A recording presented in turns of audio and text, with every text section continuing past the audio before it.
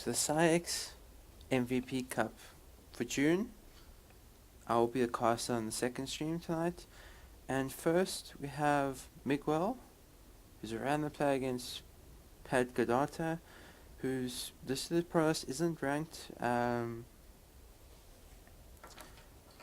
the moment, but definitely I probably on EU. I can imagine.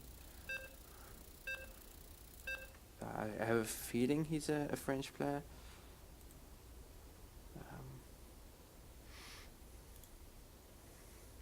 But we'll wait and see how this goes. I can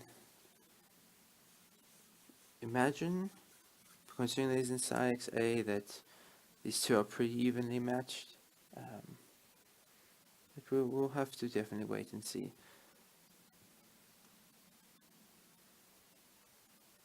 Yeah.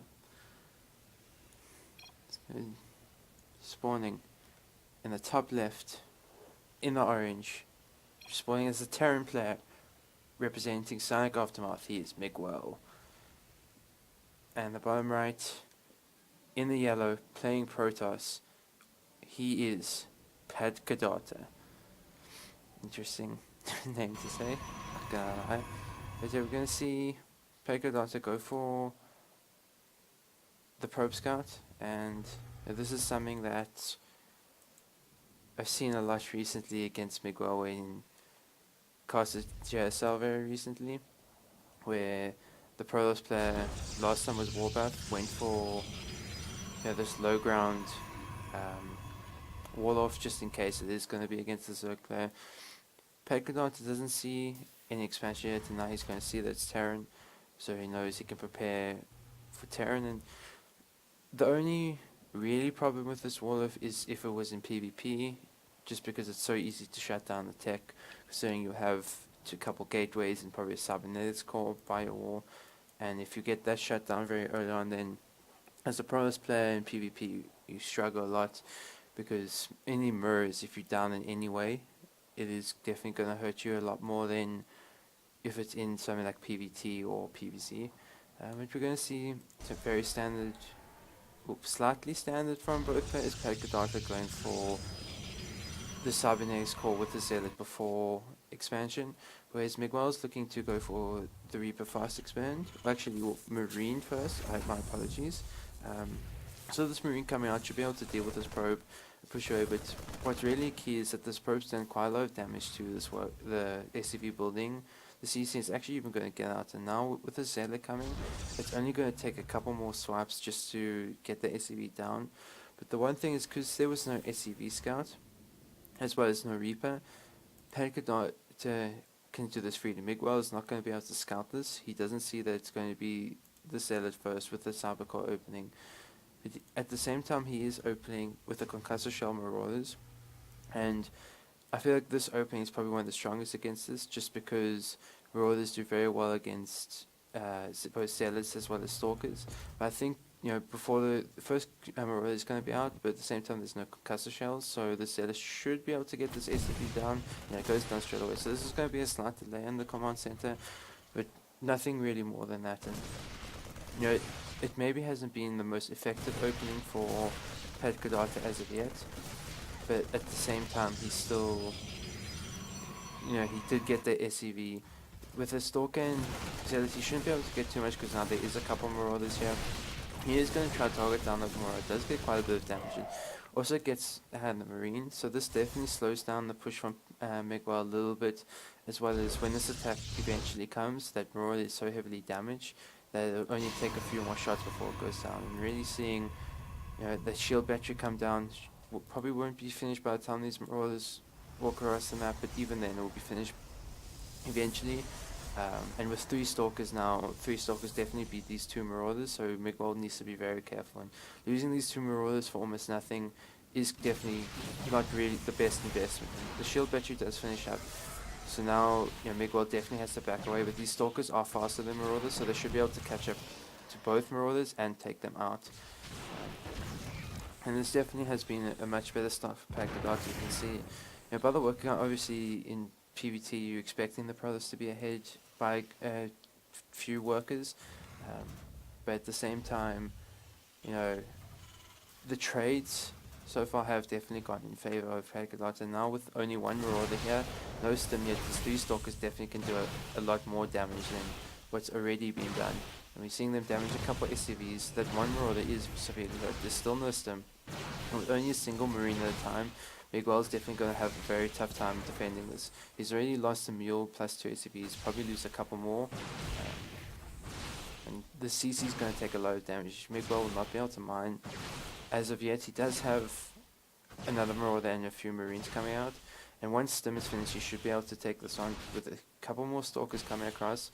It may be a little harder, but with these few bio units, he should be able to push it away for now. But we're going to see Polkadot go into a robo facility as well as get that 3rd base while still going for aggression across. He's going to lose, or he doesn't lose the Stalker.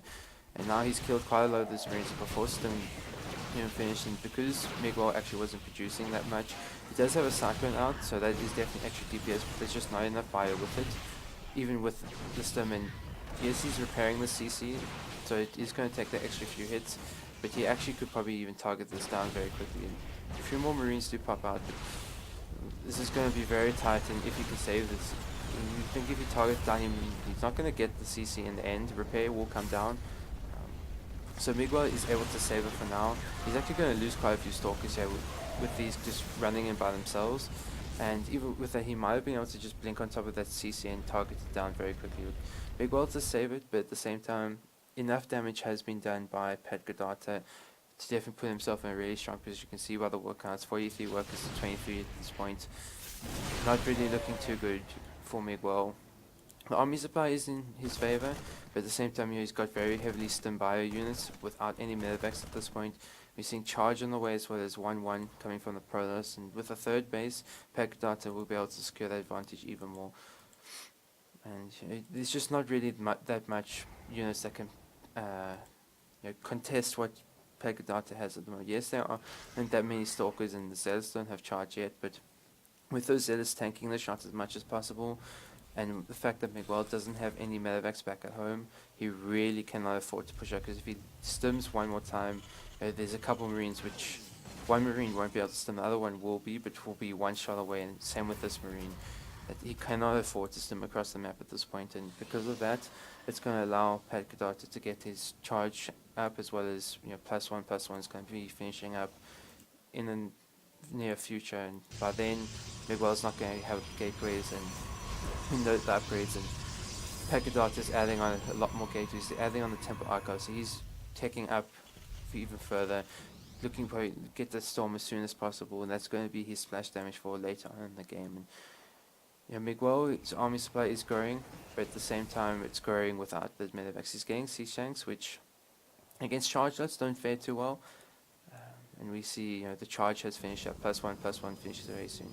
He's still warping in Stalkers, which definitely makes those tanks a bit more viable, but at the same time, with that handful of charges, it can still cause a lot of splash damage, as well as once those charges get around top of them, they can clear that tank straight away. And Miguel's going to move across the map. He only has a single medevac to heal, so he has healed up his bio units for the most part, but at the same time, it's taking a lot of the energy from the single medevac, and another stim is going to hurt. This observer should be able to spot the move out from Miguel.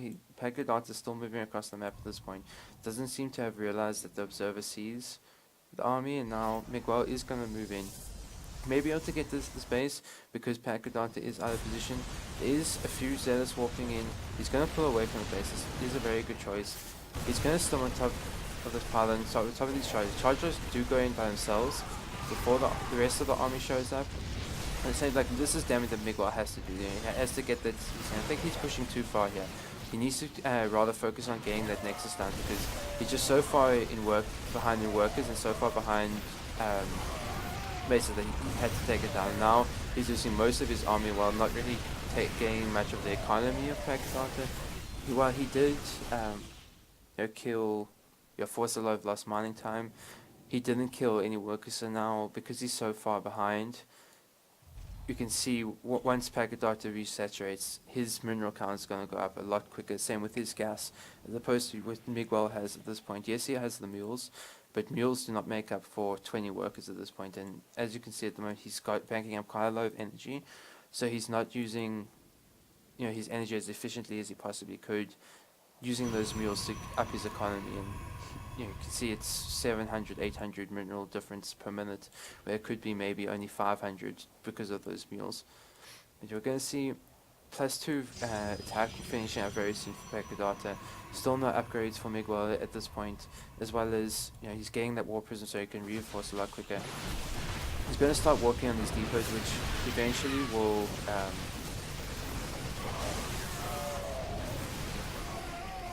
get rid of the supply.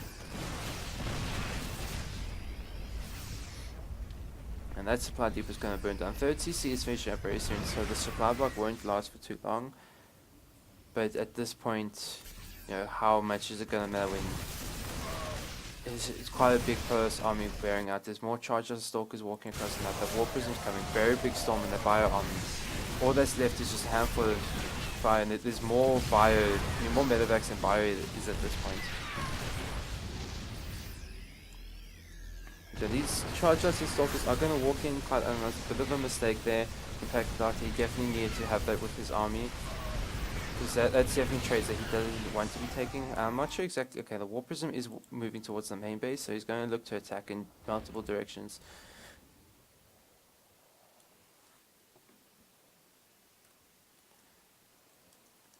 Yeah, I'll see if I can fix that next game. After this. Okay, the War Prism is going to come in, it's going to be start targeting down. These charges are going to come out, so they'll be able to get rid of these marines. He does push away this army first, but now he has to bring his army to defend what's in the main base. At the same time, Pekadata is going to move in at the front, try and see what damage he can do. It's looking like he's going to clear up most of the army. He's getting on top of the tanks. Tanks go down. Most of the bio is down now. An extra warping comes in. He's going to pull the workers, losing a lot of SCVs, which he couldn't really afford at this point. And I can imagine we'll see this GG coming from Miguel.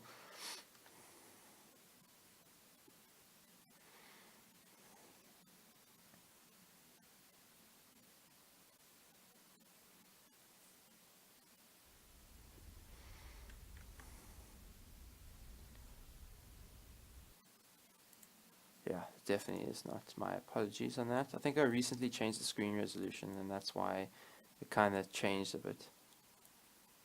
That should be a lot better then.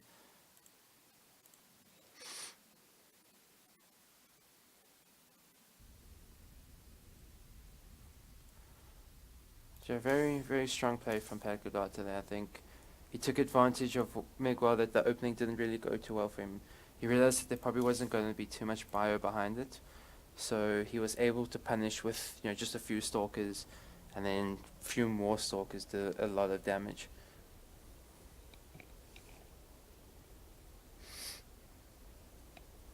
And from there, Miguel was really lacking those upgrades. Obviously he lacked the army supply, but at the same time he was just not trading as effectively as he could, because he was down on upgrades. At one point it was 2-2 versus 0-0, and bio needs to be at least equal in upgrades with the Protoss. Obviously it's very difficult too, because Protoss can get the upgrades a lot quicker, but if you're down by 4 upgrades, it's really rough for the Terran player.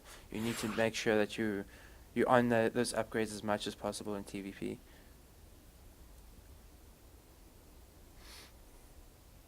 For next game, I will try to get the casting tool set up. I just didn't have time for this game. Just wanted to make sure I was in the game first, and I'll definitely try to get that going for next game. Do want to make sure that works with the introductions and so on.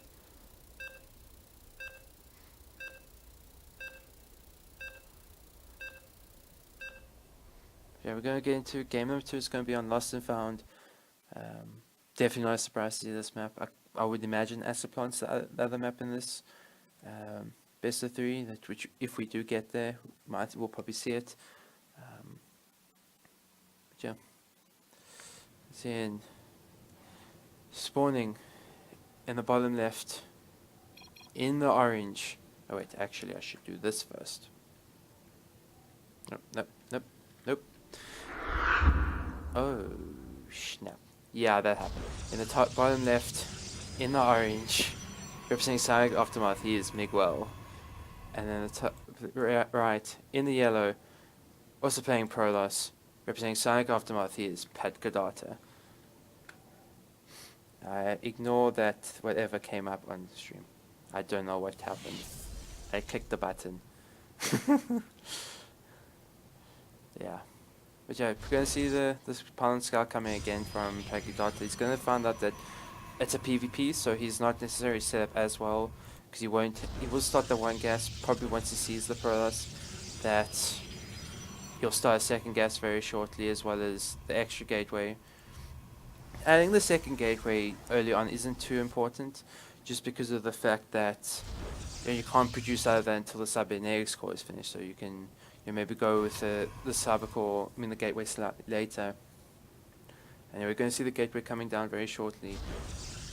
And both players will be going for the cybernetics core as well, just to round that so they can get either stalkers or adepts out.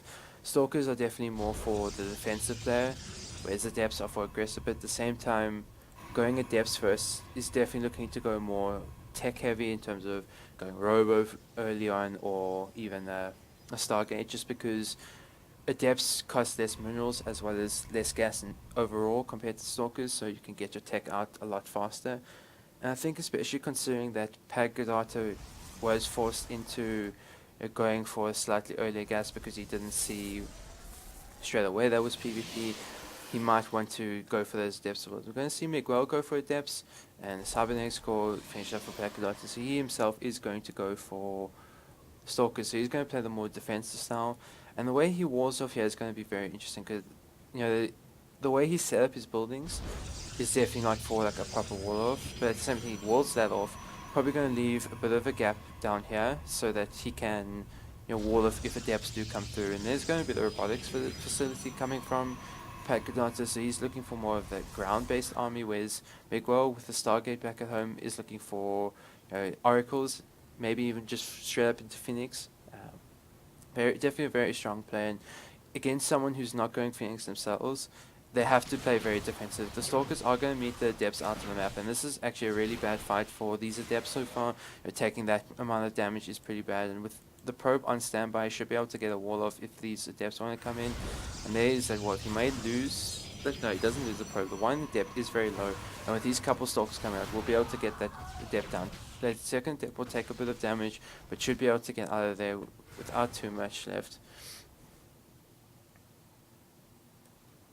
Okay, we're going to see Nexus coming down from both players. Observers coming out for Pagadato, so he'd probably just defending against any kind of DTs or anything like that, as well as being able to get scouts across the map. The first couple Stalkers for Pagadato are across the map.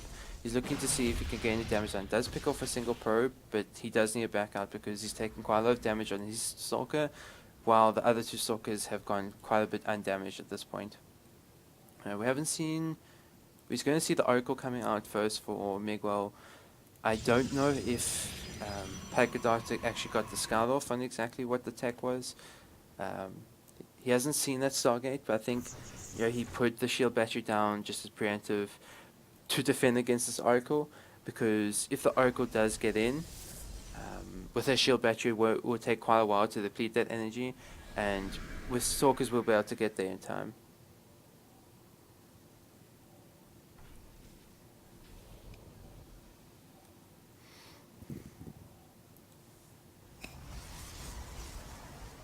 We're going to see Robo coming down from Miguel, so he's going to stay away from any kind of Phoenix blade. He's getting the second Oracle out, so with the combination, if they target fire at the same time, they should be able to get down a few pros. But with these couple Stalkers in the main base, as well as a couple Stalkers in the natural, shouldn't be able to get too much done. And now with these warp gates down, he can warp a couple additional Stalkers if he wants to, which is to deal with those oracles as well. And now these two oracles are kind of like lining up, facing similar directions, waiting for it to go in. We're going to see Twilight Council for both players. It is slightly later for Miguel, as well as he doesn't have the Forge like Pagadata has, and this is very important. The fact that Pagadata does have the Forge means he can get early upgrades, and upgrades in mirror matches make a big difference. Oracles are going to come in.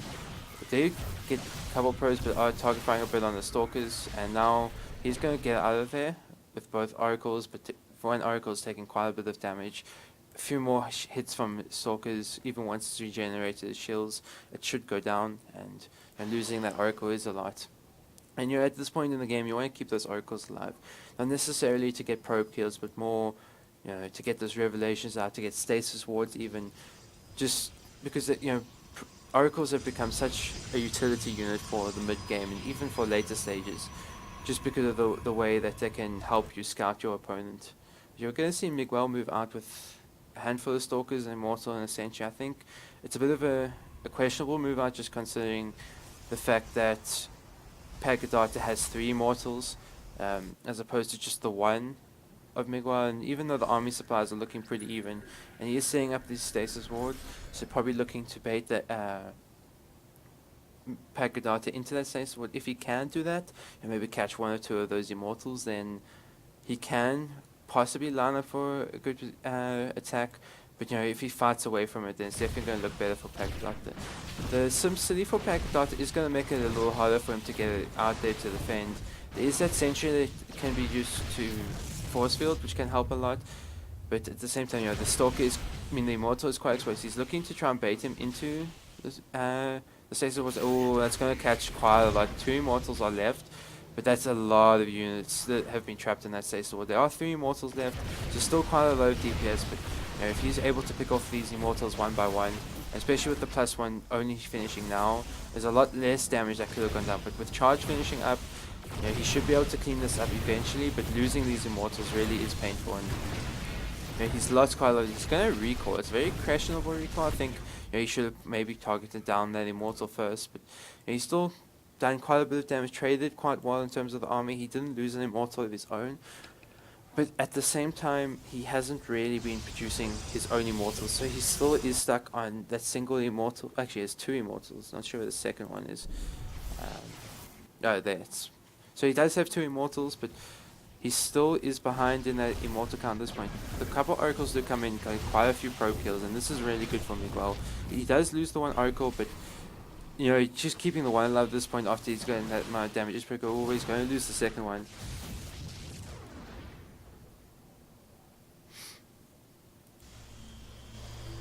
You're going to see Blink on the way coming from Miguel. No challenges yet. He is getting a Temper Arca, so he's looking for those Archons. He does have the 2 Forges, so he can get his upgrades going, but at the same time, it's going to be quite heavily behind Pagadata's, just because he's already started his +2, it's halfway done. He's going to hit like a core anti-timing just because it is before the +2 finishing, but one thing that Miguel does have going for him is that work account. He does have his 3rd Nexus a long before Pagadata has it, but at the same time, the army supply is definitely looking a lot better for Pagadata. The upgrades are looking a lot better as well. So in terms of the fighters, should go better for Pagadata as long as he takes the fights where he should. But with these couple shield batteries, that could change things. But it's looking like Pagadata is just waiting for his +2 to finish, just so he has the extra upgrade, and it's going to make a huge difference in the fight. You can see how big the army supply is in comparison. It's going to target down the shield batteries, and the shield batteries, they add on a few bit of army supply. The charge loads do fight into those Archons for a bit, so they are going to go down, but this does force Miguel into quite an awkward position. He almost has to find this choke point, and with these Archons putting so much DPS down, a lot of these Stalkers are going down, and the 3 Immortals in the backline for Pagadata are doing so much damage. Well, Miguel has more Immortals at this point. His Immortals aren't hitting as hard as what Pagadata's are, and he's going to take down a lot of these Immortals by losing most of his army, but at the same time, Charged Up Warping in the main base is doing a lot of damage. He's starting to equalize that work count, and now with his own 3rd base finishing, he should be able to get the last Immortal Pagadata will fall. but you know these charge dots in the main base are going to go uncontested. They're going to actually depower quite a few of these pylons and possibly even this Twilight Council. And you know, losing that Twilight Council charge upgrade is going to hurt quite a lot. And 13 probes have gone down in total. War Prism in the third base is going to get even more. And you know, he's going to morph these into Archons now, which are going to help a lot. Now with how much damage he has done to Miguel's economy, he's going to have a much better economy as this game goes on. And as long as he doesn't not make units, he should be fine. And he's just going to continue to warp in. And Miguel is just really struggling to deal with this multi-prong from Pacadata. You know, he's down to just 6 army supply to Pacadata's 32. His 1-1 upgrades didn't even finish up. So he's down in that facet. He didn't even start another forge up, so he's looking really bad with that. He's going to start additional shield batteries in his natural, but you know, it's, at the same time, he doesn't really have much to defend his main base. He doesn't have much to defend his third base either. And he's just kind of falling apart to this aggression. And these Archons are basically trapped in this corner. They can't really be reached at this point unless there's going to be that lift from Miguel, and there's going to be the GG well played, and good luck. Pacadata will move on to face, I believe it's Jin or Martis in the next round.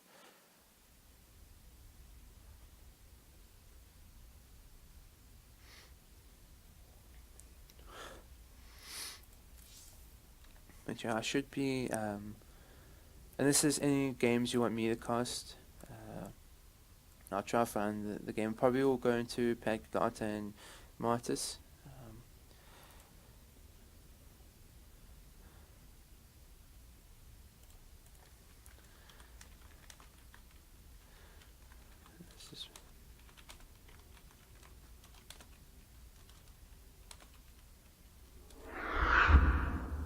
I've got to make sure not to touch that. Or actually fix the hotkeys for that. There we found it.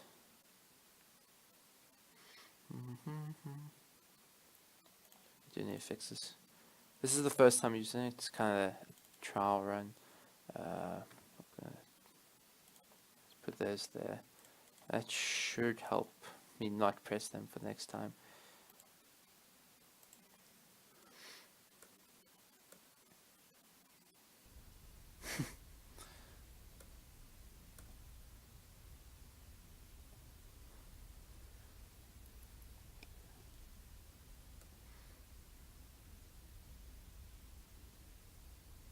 Yeah, seems like most games have probably on the way or haven't necessarily, there's players still waiting for it, so probably not that many games left.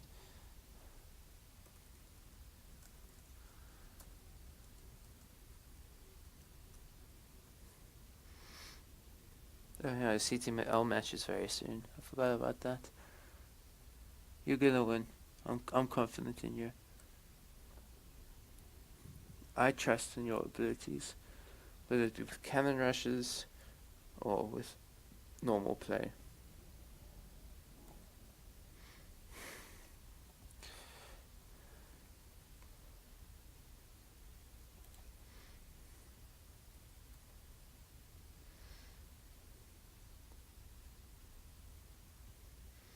But one person who I definitely do when I cast is Jardoza.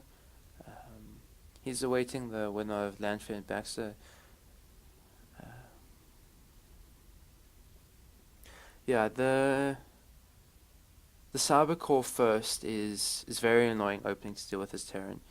I think against that, when you see a Zealot like that early, especially in a Stalker across the map, you should probably stay at home with those Marauders with that build, and maybe get a bunker at home.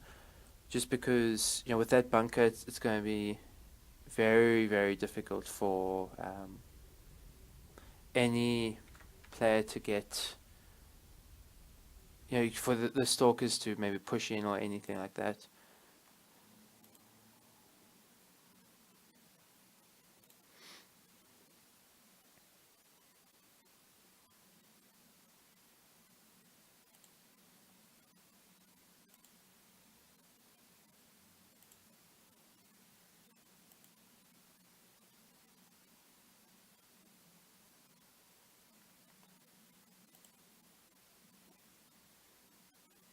Yeah. The bunkers definitely do a lot in defending any kind of aggression, maybe from Zerg or Pros. Terran not as much because of bunkers, but definitely in the early game, bunkers can help a lot against aggression. It just forces a lot of focus on that bunker, um, and even then, if you can repair it as well, and like the repair, it isn't going to take too much. Obviously, you do want those SCVs mining as much as possible, um, but at the same time, if it's doing damage, because they can make a lot of units. Um,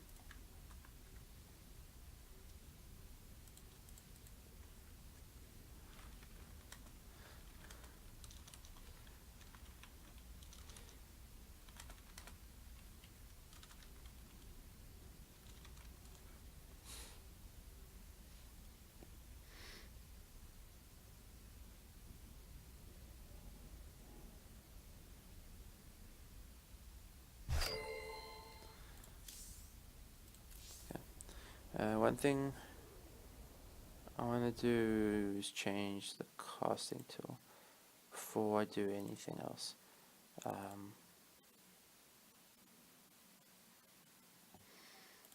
so let's see. So it's dust against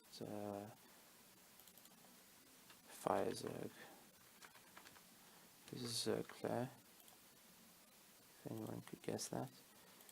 I don't know what the maps are going to be. Well, I suppose now I can see the vetoes. It should be fine.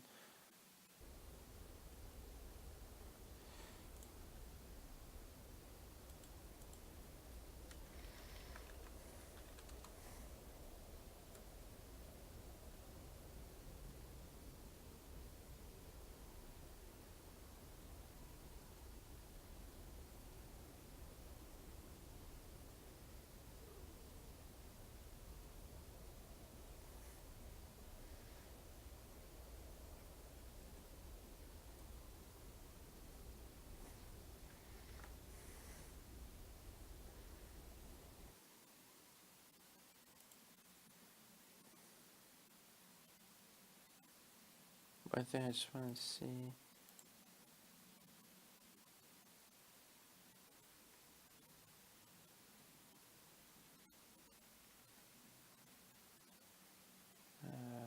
Where's it? OBS?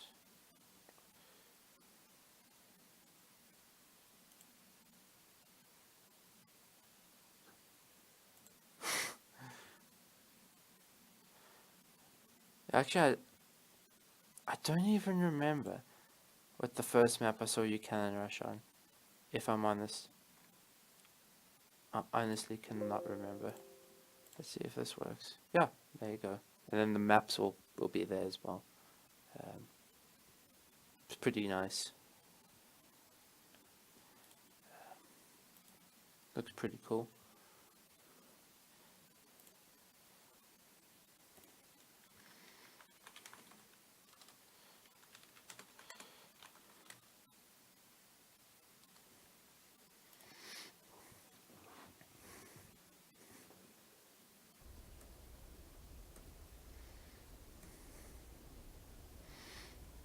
Okay, so Veto Rich, Darkness, Redshift 16-bit.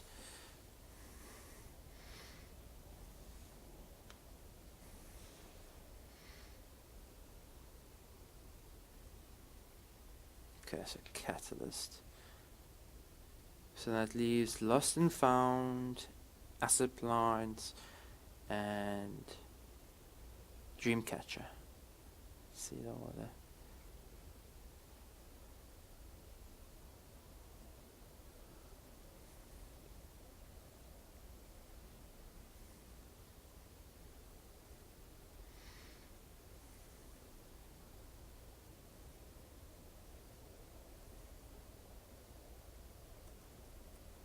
Okay, so Lost and Found would be first. Cool, cool. The second Acid Plant.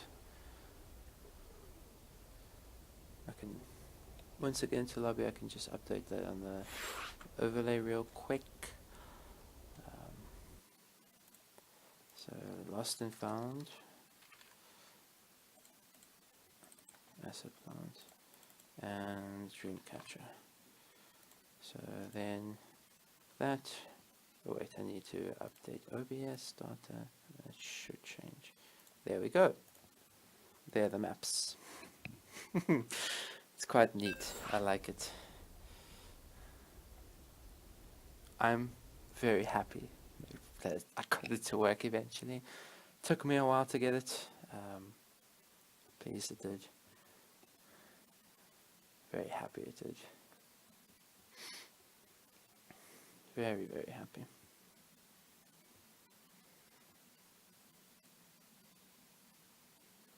And what makes you very happy is I'll be using it for the race wars tomorrow.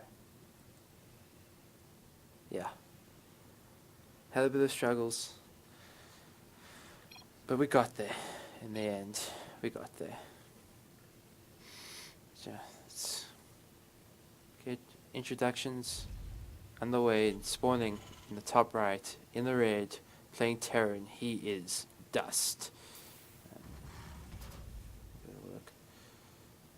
I remember. And at the bottom left, in the orange, playing Zerg. He is Fire Zerg. What a surprise, playing Zerg. I think that worked. I heard the sound. I heard a sound. Okay, I see. So it is a bit of a delay on it, it seems.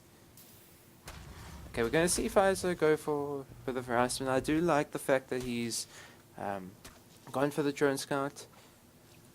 Yeah,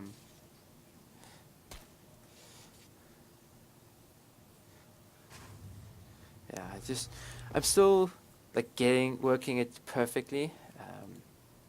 I kind of like got it actually working properly about 20 minutes before the tournament started. So the fact that it's even working, I'm happy about. I just need to make sure it's all fixed up. I'm ready to go for tomorrow. I might even do a test stream tomorrow. Maybe throughout the stream I'll probably even figure it out. Shouldn't take me too long. Got a little bit of frustration. Definitely very excited. Ooh, he was looking to get the hatchery down. I think that was more just as a fake out to maybe try and save the drone or something. If the drone will go out, he has seen what he wants to see. Seeing the fact that very standard coming out from Dust. The one thing he hasn't seen the fact that, you know, if it's going to be a factory first or the second Rex. If he sees the Marine, then he can almost guess what it is, just because, you know, seeing Marine out at this point after the Reaper, you can almost guess that it is going to be the factory follow-up.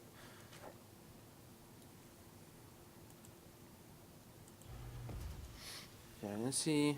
It's very standard from Firezogue. Did go for the hatch first. Probably looking to go for hatchery very soon. So, you know, maybe just waiting for the Reaper to go away. And, you know, one thing at this level, when there's this much of a skill difference, you probably don't want to be taking too many unnecessary risks. And, you know, if Firezogue does spot that the CC is down, probably will send this Overlord in very soon. You know, try and see if he can find that it's a factory or the starport or something. One thing I do like that he's getting is this Overlord speed very early on. With this Overlord speed, even with the Viking, he still should be able to get a pretty good scout off. And then from there, you know, he'll know exactly what he needs to do, how he needs to adjust to what Dust is doing. And, you know, he can play accordingly, because at this stage, you know, he's going to be looking to be more defensive player, I think, as opposed to that aggressor at this stage. You know, he's going to get the scout that's going to be reacted to Italians. He's going to see the tech lab coming down the rack, so it's most likely going to be some kind of Banshee play, possibly in Raven. I know Dust does like his Ravens in TVP and TVT, so it's possible that we see that from him this game. I'm going to see a few lings move very across the map. Probably looking to see, you know, to get a bit of poke damage done, anything like that. Starport does land on the tech lab, as well as going to start cloak round the way with that Viking first. And you're picking off this just one Hellions right now. So we're going to see a lot lings come across with drones. I think this is definitely more of a miss rally. I'm not exactly sure what happened there, or could have been just like a hotkey. But these Hellions, oh, they're gonna get surrounded. Look like, and these other few links are gonna get into the main base. Hellions do go down. A couple more Hellions do pop, but at the same time, yeah, they're gonna get surrounded as well. Now, yeah, yes, you've got the Viking to help, but at the same time, it's not really gonna be the same as the Hellion. These drones are gonna come across the map. They won't be able to do much. I think a very interesting choice. Not exactly sure. But you know, he's morphing Bane and he's right in his opponent's face. You can see these Banes, and yes, he does have a couple Hellions out, but I don't know if it necessarily is going to be enough to. So especially with that Depot being quite damaged, that's going to go down. Reactor is very close from dying to, especially if the repair. If the round goes down on the Viking, Hellions are trying to run around, but I think with this many Lings, Bane is still coming in, and the Bane's going to connect on these SCVs. You're going to see the GG coming very soon from Dust. It's just 33 workers to 5 at this point. He's trying to clean up, but there's going to be that GG.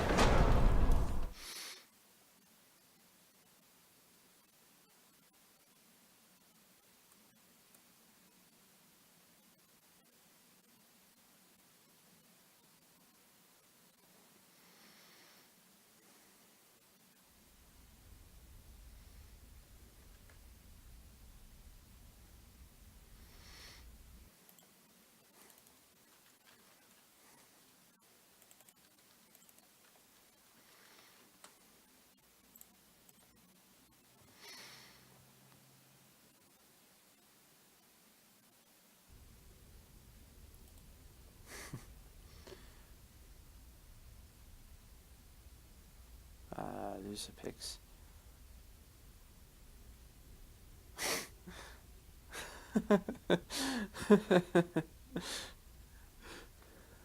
That's funny. That is definitely very funny.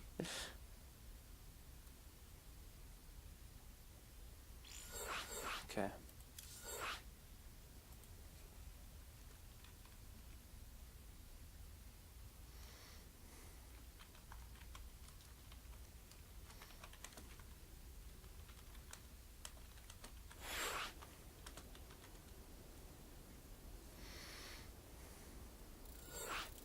Let's see something.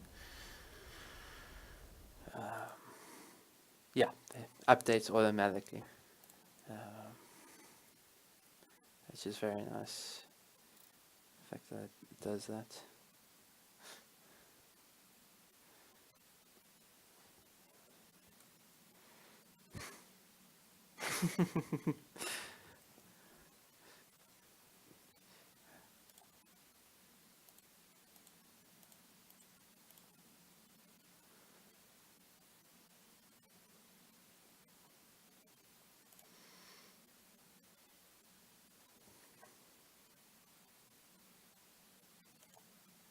Okay, I'm going to try the introductions again with teams properly this time. So, scene. We got spawning in the bottom right. In the red, he is Dust. And spawning in the top left, in the orange, sending a few drones out on the map, he is PsiX. What? I'm sorry, I'm just very confused. Seeing these drones out on the map is super weird, and I think Dust is going to see this and thinking to himself, what? What is going on? This is interesting predicament. He's gonna wall off. Does get the one SCV. At the same time, he's going to go hatch first behind it. So it's going to go into a normal-ish game, if you can call it that. Another SCV is going to go down. Definitely really weird at this point. I mean, these drones are working on this supply depot. I don't think they're going to get it down in time, especially with the repair. But we're going to see Pfizer follow up with the standard play with the pull as well as the gas. Oh, whoopsie. Whoopsie. That is my mistake. I thank you, Sushi, for pointing that out. I may have misclicked. It happens. It's okay. We all good. We Gucci. Yeah, everything's fixed. Go see what does try to do behind this. If he does go for an expansion, I think he's just a little bit panicked of what exactly is going on. He's gonna go for the CC, so he's going to play standard behind that. I'm just still confused by this opening. It's like the Reaper's gonna come in. We'll force the drone to be morphed into extractor. Shouldn't be able to get too much done. Besides that, the drone should cancelled now. And this game is normalizing for now. CFI Zerg wants to take it to be very aggressive again, like he did in the first game. I think based on that already opening with those 3 drones, he's definitely looking for some aggression. But this time Dust, he's going to go for that a low ground bunker, just to protect against any kind of aggression. We're going to see the Overlord speed coming in once again from Firezerg, just playing it safe. And with that Overlord seeing that bunker, I think he can almost assume that there's not really going to be that much aggression, because you normally don't get that bunker if you're going to be aggressive, especially in TVZ. It's definitely more of a defensive bunker. TVP is different. You do get that sometimes. We're going to see these Overlords move in, going to scout. It's going to be the exact same opening once again from Dust. Nothing too different. Reaper is cleaned up. Third base is going to go down. We're just going to see if a very standard game from now. No Baning Nest coming down as of yet from Firezerg. He's still making queens at this point. Nothing, no units.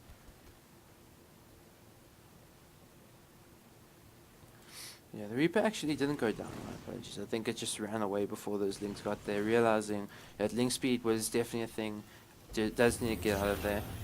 Gonna see the starboard once again swap onto the tech lab, and probably go for that cloak matches once again.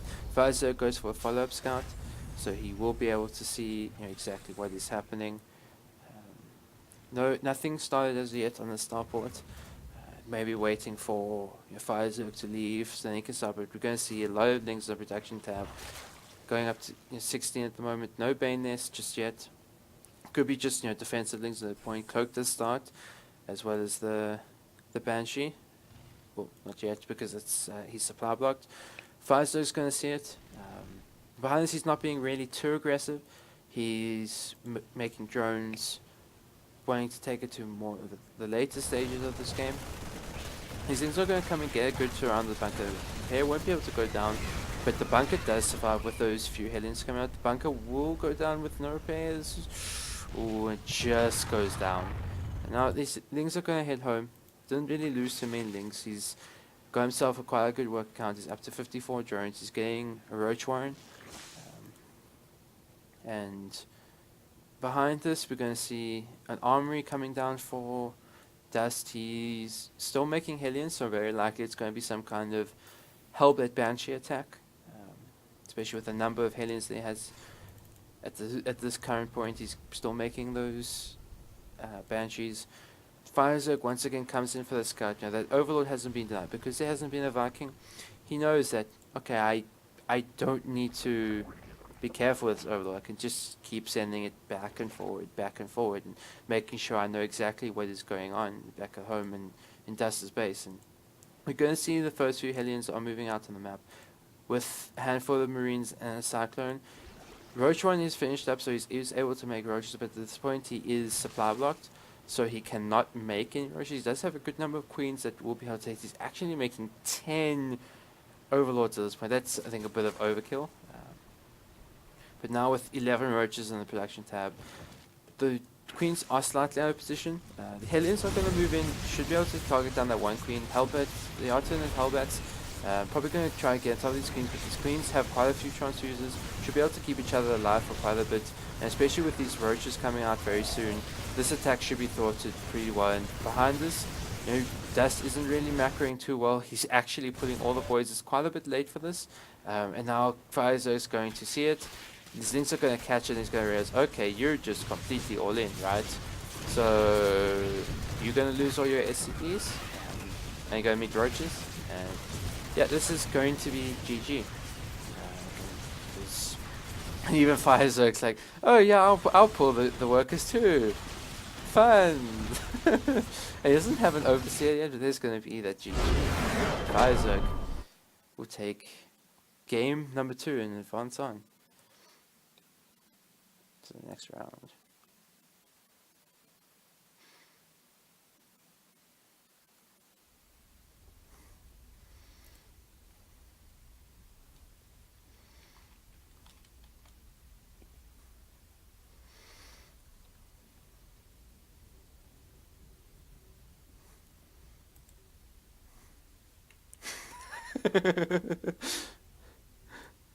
That's good fun. Good times, good times. Yeah, and like the one thing that you've always got to remember is about these in-house tournaments. It's not about, obviously the top players want to win, but these guys who are joining who are lower level, they just want to have fun. It's not about winning or losing at this point.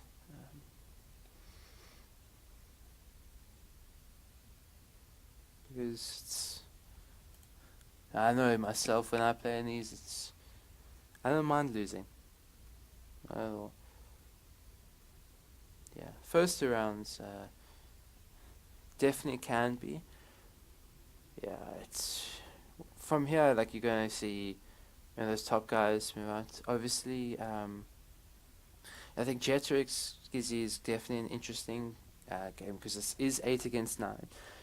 But then when you look at it, you look at guys, Firezerk, Jetrix, Jin, Sissy, Sonny, Jin, no, I said Jin already, Jardoza, Psych, Ravage, and Kuna. Those are the guys you're expecting for the next.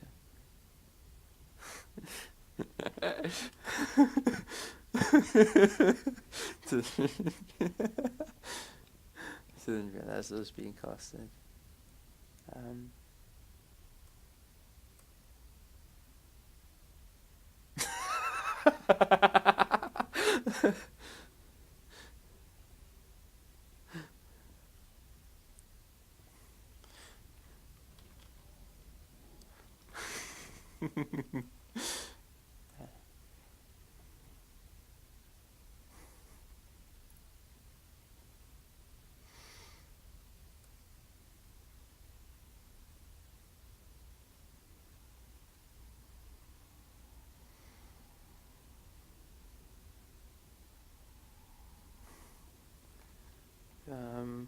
He's dropped him. Yeah, he's casting Jetrix and Skizzy.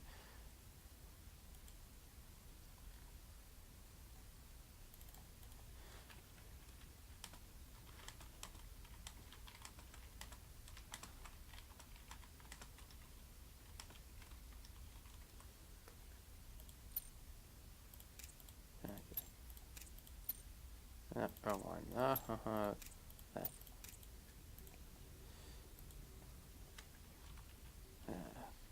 You for some reason.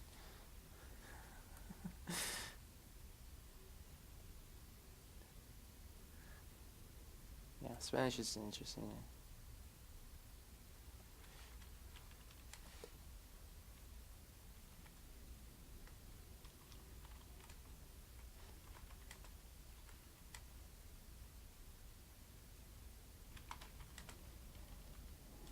probably should leave the party then. Yeah.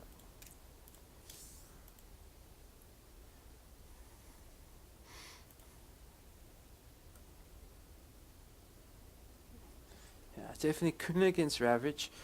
I think we saw even in the last MVP Cup, if I'm not mistaken, and that was a really close series.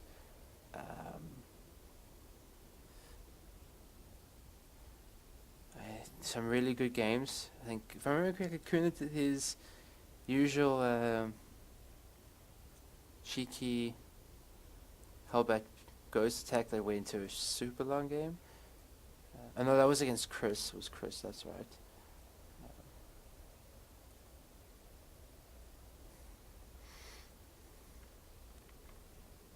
Yeah, no, that was a good series. I just realized this thing's been covering the screen the whole damn time. My apologies. That's good.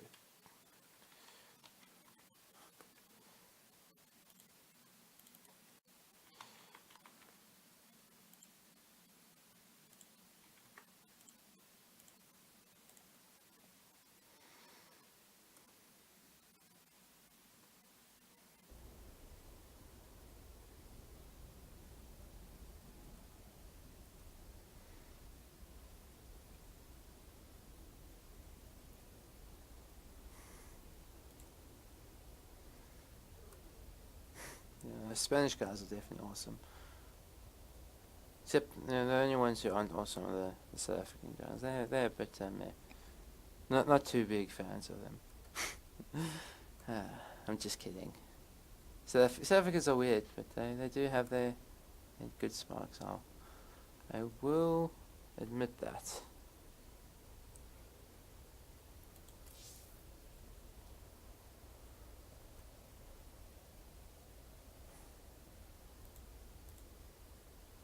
It's not in game yet. There we go. Party invite. Yay! Cool.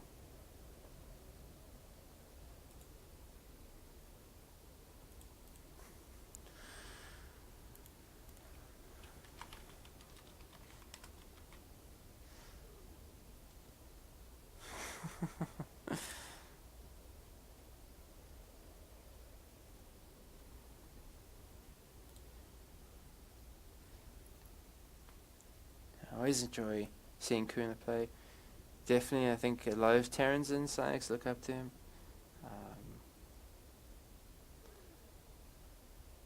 So that's always very interesting. Trash map redshift. I like that. It is. I don't call it trash, but it's definitely not one of my favorite maps. Yeah, it should be. Yeah, it is for that.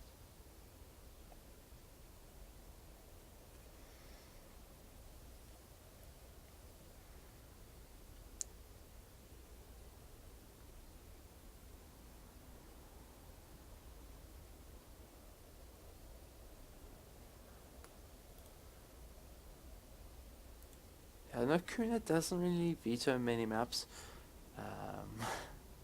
So he probably is just like thinking maps going to veto Dot and Sanctuary. I have a feeling, just a guess, Dreamcatcher and 16-bit are going to be next. Just a feeling.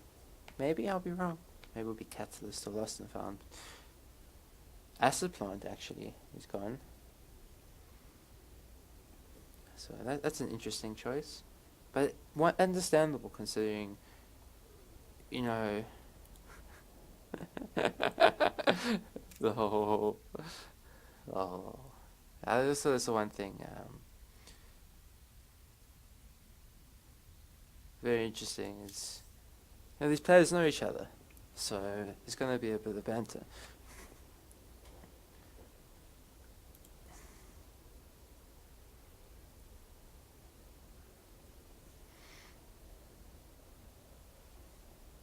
Okay, so the left is Lost and Found, Catalyst, and 16-bit. Yeah,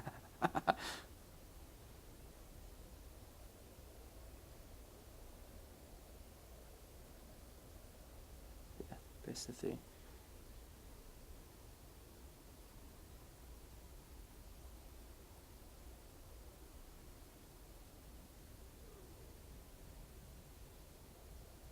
Nice for you. Yeah. Clearly a map that Ravage is not one found. So 16-bit Catalyst. And the other one, Lost and Found.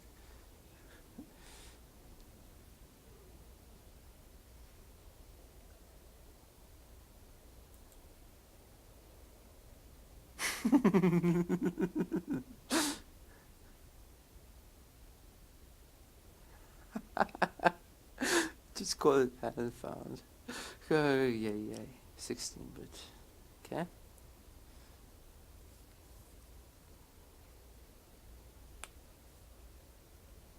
Just waiting for the invite. Then once I'm in the lobby, I shall update the.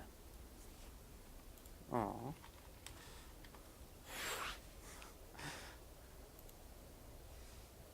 It's gonna be 16-bit. Make sure I update here. And then this should be TBD. Just there it is. What up? Wait. Gotta reset those things, that's right.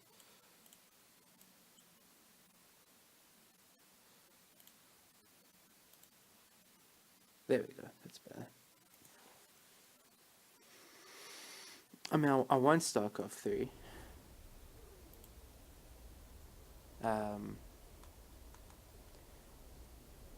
But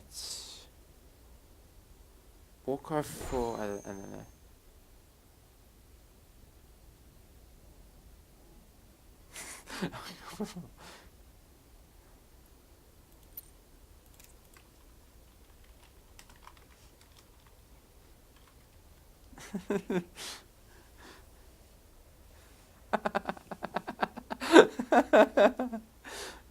Savage.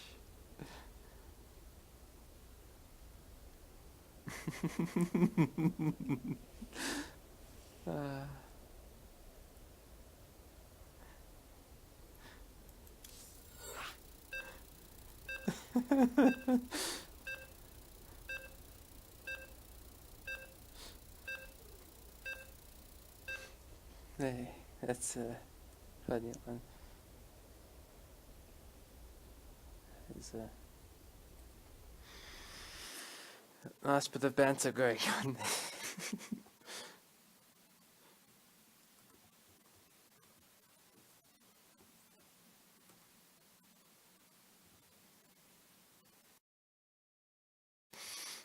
Yeah, reloading into 16-bit should be a really interesting game. I think this map definitely favors more of the macro play, because you've got that pocket base and it's a lot bigger than a lot of maps. Maybe only Darkness Sanctuary is the bigger map in this map pool. Yeah.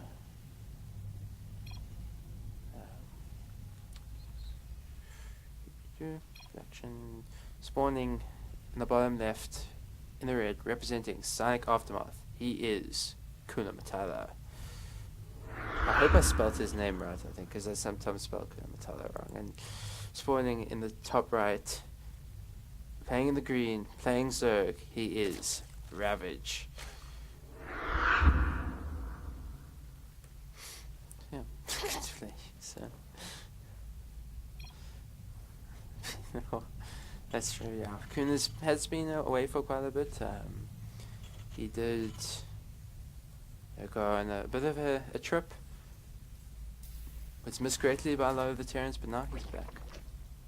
And ready more than ever to really get on that ground and win quite a few games.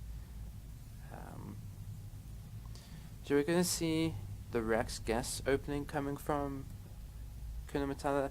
Nothing unusual. Probably going to go into the Hellions afterwards. I think it definitely is a more standard, and this map definitely lends itself more to mech, just because you've got quite easy 3, even 4 bases. Obviously from the 4th base onwards, it gets a lot harder for both players, just because they are a lot further away. But at the same time, it's definitely easier than some maps in terms of that 5th base.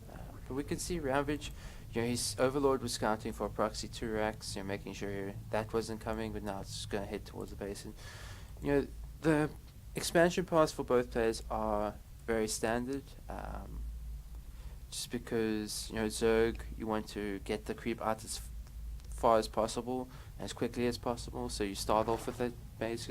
There's no real way that Terran can punish you. Obviously, for the Terran player, you can go for this base.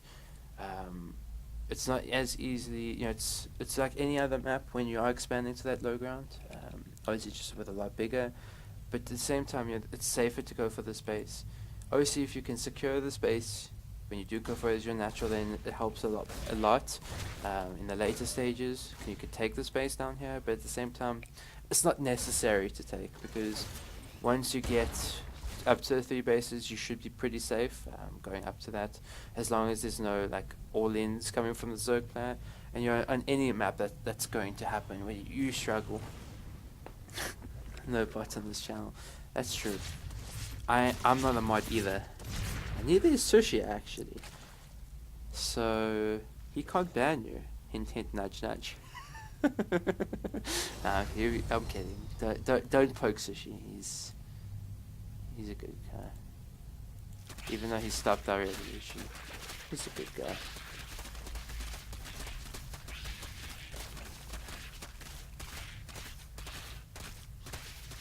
So we're gonna see Ravage go for Overlord speed.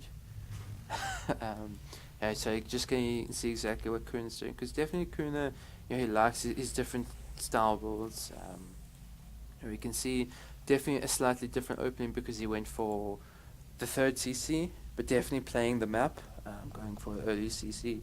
We're going to see Bio coming out from him. No surprise, he definitely favors that Bio style, likes being very aggressive. Going to see him switch the factory onto attack lab and put down additional racks. And your Ravage gets pretty much a full scout of what's going on. And what Kuna's doing is very standard, going for just those 4 Hellions when you're going Bio on this map, or when you go for actually a very early 3rd CC, because you don't really want to be investing into Hellions too much unless you're going mech. You're going to see probably those eBays drop very shortly, and it'll be interesting to see what Kuna goes for on this add-on. He's going to start off with the reactor, so definitely looking for those medevacs. Could swap it onto this racks to get more marine production going, but I definitely think the medevacs is the play. You're going to see a couple of EVAs coming down for Ravage. He's got his 3rd base. He's just rolling up at this point. He's got a good amount of things that can hold against just these 4 hands. And you're not really looking to do too many counterattacks at this point as the Zerg player, just because there's no way of entering that base until the 3rd is landed. And by that time, you're going to have quite a handful of Marines. The tank is already out, but the 2nd one on the way. So you can't really be too aggressive. But at the same time, what Kuna does definitely want to be looking to do is clearing up this creep spread. He doesn't want it getting across the map too far.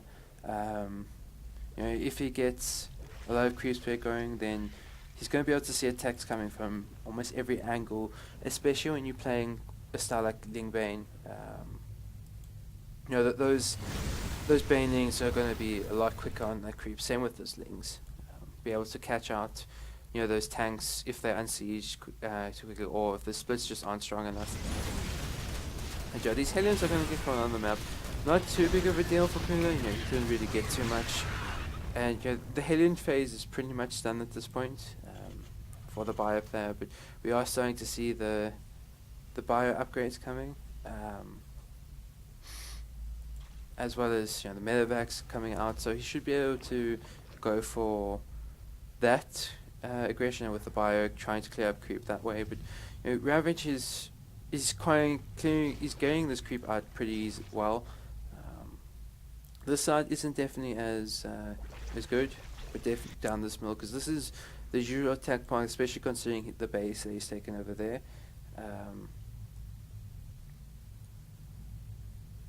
Just because, if you're going for this base, you definitely want this creep spread out here a lot better to defend those bases. But with this, he's got creep spread basically covered all the way. It's just this little area. With these couple tumors, he should be able to get that going. A couple megs are moving out. He's probably going to look to go for the in-base, but at the same time, there's a good chunk of spore crawlers and spawns here. Ravage is set up pretty well defensively for this, so Kuna shouldn't be able to get too much done. He's going to see it boost away from there. He's going to boost towards the creep, try and clear that out. He's going to spot that the fourth base is not down here for the Zerg, so then he can almost assume that it's going to be this base, or that there's no fourth base at all, which is very unusual at this point in the game for the Zerg player. You guys see Stimmin's going to clear up a good number of creep tumors. And now, 2-2 is on the way for Zerg, +2 is on the way for Kuna. He'll probably get the +1 very soon. +2 armor, apologies, once he gets that money for it, which he has right about now. He's getting the Ghost Academy, so he's definitely playing for the later stages. Realizes, there's nothing really that he can do in terms of pushes at this point, just because of the way the map sets up, and you're going to see Ravage start to take control of this map back, get these watchtowers, and it is very important to have vision, especially of drops. If you can see the drops coming, then you can defend them a lot better. This drop is still sitting over there. He's probably waiting, just for. He's going to. Kuna is baiting that with. He's only a couple Marines, so he's not going to look to drop. But he's going to look to drop now in towards the natural. There is a couple of Banes, a Hydra, and a Ling there. He should be able to have enough to defend. But this is definitely going to put a lot of these forces in a position to get quite a few drones. And now, with those forces out, he's going to move in towards the fourth base location. The medevac is very low. It's not even being targeted down by the Hydra. He does able to unload quite a lot. A lot of drones are starting to go down. And, he picks up majority of the Marines and goes in towards the main base, going to get even more damage. Kuna is definitely starting to get a lot of damage with the harass. Back at home, he's starting to get his Marine tank army up. He doesn't have too many medevacs at this point. No fourth base yet for Kuna, so he's definitely behind in that regard. We'll be looking to get that very shortly, especially considering he's gone for the Ghost Academy, so he probably wants to play for that later stages. His 2-2 is still quite a while away, so he can't really go for a tank push as of yet. His drops have been pretty much cleaned up. He's lost most of his Marines, actually all of his Marines, and as well as just that one medevac that survived. And at this point, Kuna doesn't really have too many medevacs to speak of. He's going to go for a move out, is before 2-2. He's going to have +2 attack, but at the same time, it's going to be better upgrades for the Zerg. Zerg player is going to try to attack off creep. Is a bit of a dangerous option. Even though these tanks are in siege, he's going to try to fight now. Kuna's going to pull back. These tanks are quite in the front. They're going to get targeted down pretty quickly. And with these biocurrent, the Banings are going to connect with those few bio units. Tanks are starting to go down. Really good trades for average. He's taking out most of Kuna's tanks, and now, with how close the fight was to Kuna's base, it's very possible that Ravage might want to go for a counter-attack. He's going to sit back for now. He's getting his tech up, he's getting that hive, probably seeing either Ultras or the Spire coming down soon, considering he hasn't got the Spire as of yet. Probably looking towards more Ultra tech, which is definitely a little bit weaker than it was a few weeks ago, just because of how the Marauder is a bit stronger. Does a lot more damage at this point. He's going to look towards his fourth base. There's not too many tanks to speak of here as of yet. Now, Kuna's going to stem in, but he's going to be baited right into the Zerg army. Yes, the Zerg is fighting a creep, so he's not taking the best of trades, but there's quite a few baitings. He's going to get this fourth base down, and this losing that fourth base really is bad for Kuna. He's losing a lot of workers now. Ravage is losing quite a lot of his army, but at the same time he's resupplying back at home. He's traded relatively well with Kuna's army, that he still has a decent chunk back at home. He's even getting his fifth base, his possibility to take this base as well very soon for his sixth base. He's looking to still stay aggressive out on the map, morphing a lot of Banelings. Isn't really going for that tech up just yet. He's getting more the upgrades as opposed to Ultras. Kuna probably identifying that he needs to at least pull Ravage back. He needs to take some momentum back in this game. He's going to go for that drop. He's going to scan, clear up some creep, forces the Zerg player back.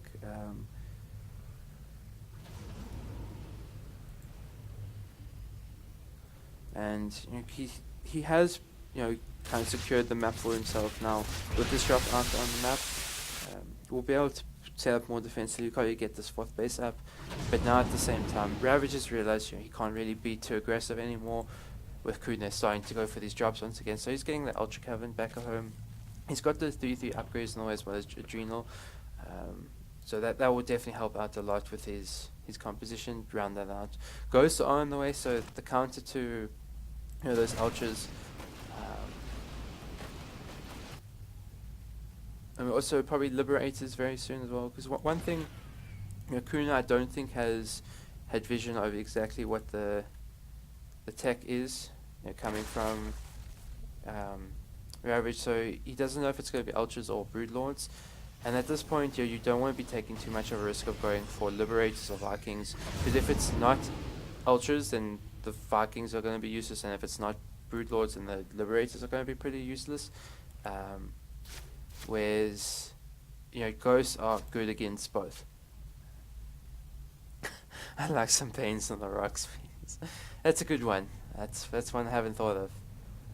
Going to see the first few Ultras on the way, a couple of Vipers as well that can help a lot with the high amount of tanks that we are seeing from Kuna. Definitely a very good blind cards. Can also affect the bio as well. We're going to see him move in towards the 5th base of Ravage. Should be able to get this Queen as well as maybe a handful of drones. As well as this drop is going to come towards the possible 6th. Going to see it's not there. He's going to try to target on Hatchery. He sees that he won't be able to get it. Just pull out. And now the Medevac is going to say it's going to go in towards the natural. There's only a couple Hydras there, so the Marines will eventually win that battle, but definitely bought a good chunk of time for these links to get back. And now Big Daddy Ultras are coming in. These Marines have to be very careful. He spots the Ultra Cavern, sees the Ultras, sees that the Ultra Den is finished its upgrade, so he knows that that upgrade is finished. He's going to continue to go with the drop. He will lose these Marines eventually, as well as the Medevac. But at the same time, he is going to look towards another base very soon.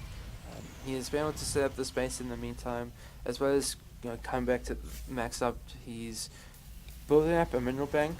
His gas bank isn't looking as good, whereas Ravage's bank is looking very strong at this point. It's 2k.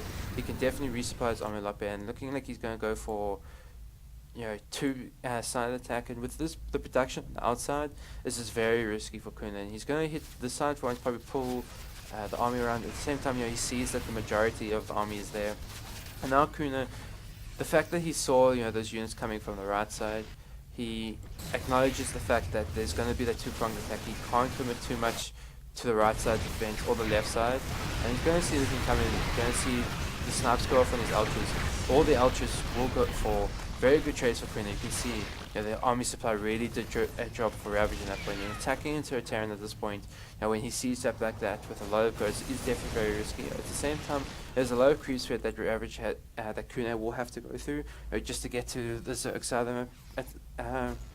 At the same time, there's 8 Ultras on the way. A good chunk of Ghosts though still left. There's a lot of tanks here. A couple Vipers I think are still in the mix. But at the same time, Ravage has to be very careful when engaging this. He can't lose too much, otherwise he really will be trying. He's actually going to engage before the Vipers are even there, before his extra Ultras are coming in. He's starting to really take better trades, and now you can see the bank of Ravage is really just depleted. Now it's I haven't I think it's one of the older ones. I haven't done the updated one just yet. I have put it in my interfaces, I just haven't selected it. I can probably do that after this game. Looking at this game, like a lot of these Ultras are just starting to attacking into tanks, into Ghosts. And there's going to be the GG, and Kuna Matata takes game number 1. And with a very good comeback, I think there was definitely a point after those trades. He wasn't looking good, but then he played super defensive, and then defended.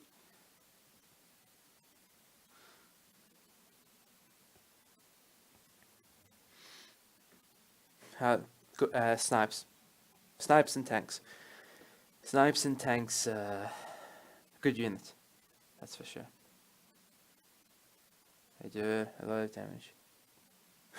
Yeah, Ultras is pretty cool. Lost and found. Just want to see if I can update observer. Yeah, there it is. New one. It's the tank OP, OP, OP. Indeed.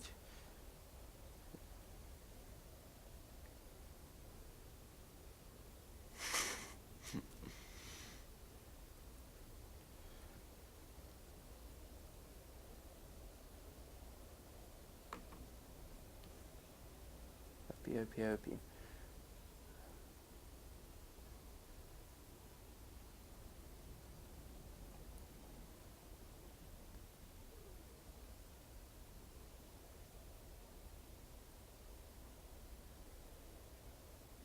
I wish the tank was OP. I wish. I'm joking, I don't wish that. I don't wish there to be embarrassed in the game. I want it to be as bad as yeah. That was really impressive from Kuna. He definitely identified the position he was in. But I can say that being in that same position many times before and losing the game pretty hard, it definitely just shows how good of a player he is, even though he has had quite a bit of a break, hasn't played as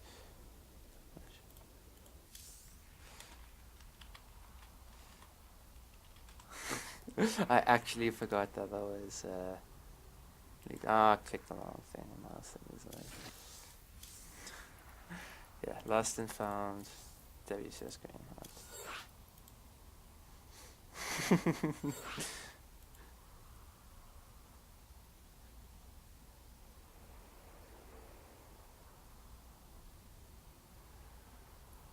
Should be getting to game very shortly then. Yes, yes, Zeno. Yes. Your favorite map.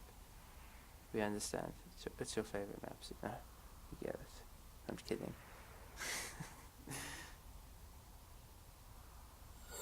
I hope I clicked the right map. I really do. I'm sure I clicked lost and found.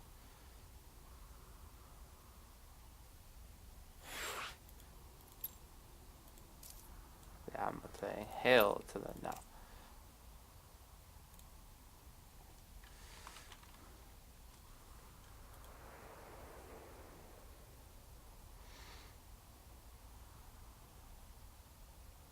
Yeah, it's true. Shun is just so strong. Like, he understands the game on another level.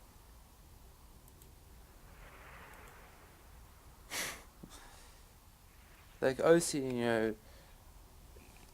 being GM, I think it definitely requires you to have a really good understanding of it, but he definitely has just that little bit extra that helps him a lot in games. It's lost and found, yeah. So for y'all, into game. Let's update. Ooh, my game is bugging. My PC is bugging out right now. Hold on. Few quick bases. Oh. There you go. Okay. That was weird.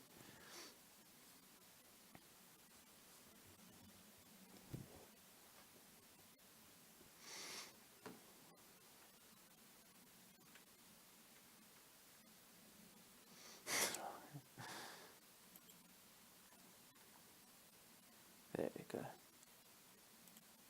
Didn't update the map. Update OBS. There we go. Oh, I probably should fix Kuna's name. Yeah. Kuna. Matata. There we go. That's better. That should. Yeah, I know.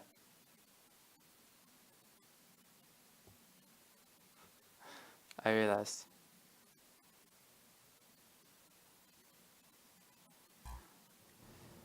There we go. Cool. So, let's get introductions underway. Spawning in the top right, in the blue, taking game number 1. I think. Wait, no. There we go. Wait, that's wrong. Top right, he is Kuna Matata. In the bottom left, in the green, he is Ravage.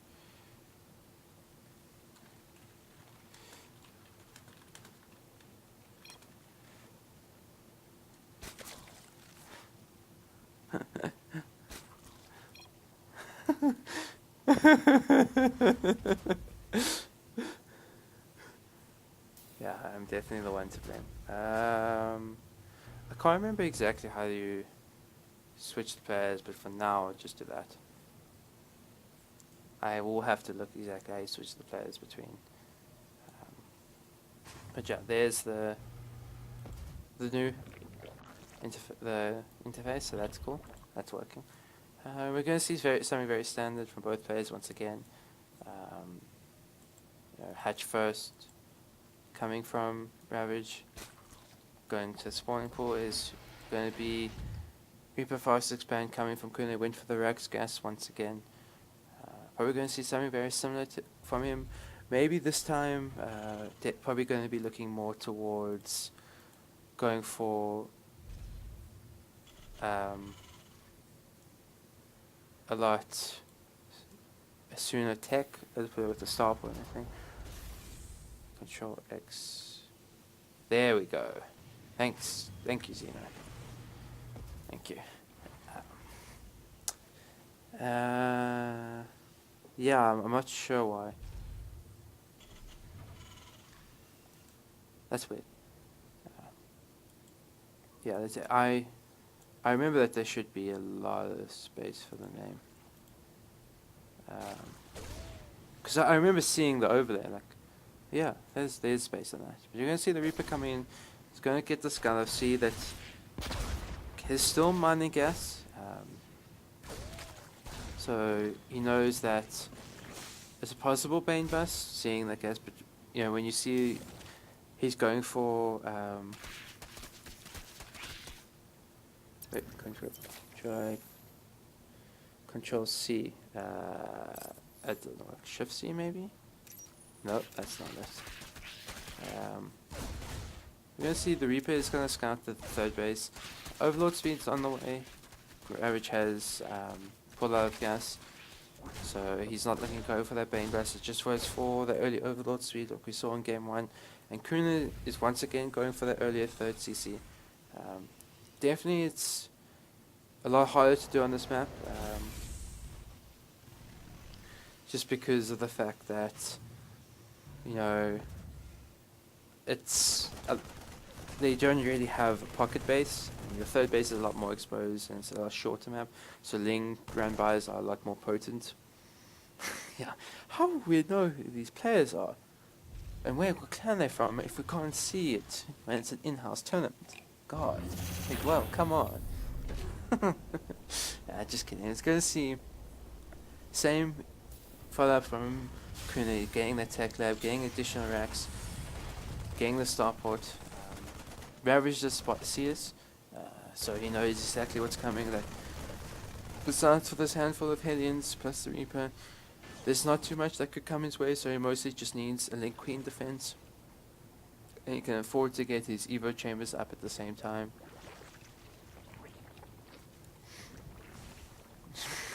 Bonking. That's one thing that I wish Twitch would do is get the thonking emote going. I think it's a very, very important emote that everyone needs to use. I'm not just saying that because I want to use the thonking emote. I think it's important. It's as important as having a smiley face. So we're going to see nothing really out of the ordinary coming from both players. Kun is still fishing around, seeing if he can get rid of any creep trimmers. Maybe even pick off a handful of links here and there. Going to be double eBay back at home for Kuna finishing up, so we're going to see the one upgrade starting very soon. And one thing which I'm actually a little surprised he didn't do on this map is,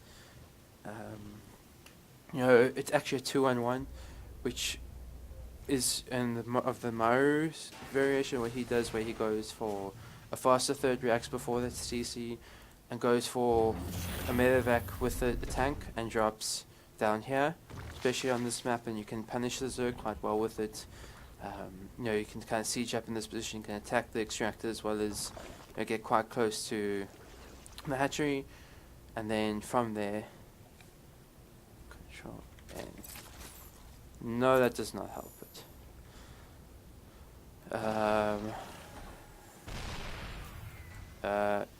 Okay, that tank attacked the link. Okay, no, that's not it.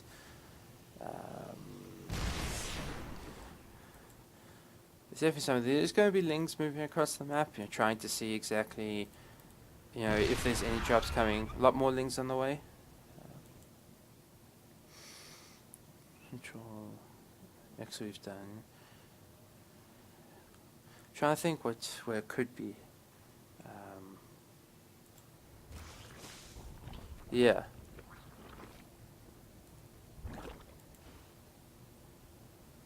Pooped. Yeah, pooped the names on top. You're right. Yes. Pooped the names. Yeah, see, that's what we try and figure out is how to make more space down here.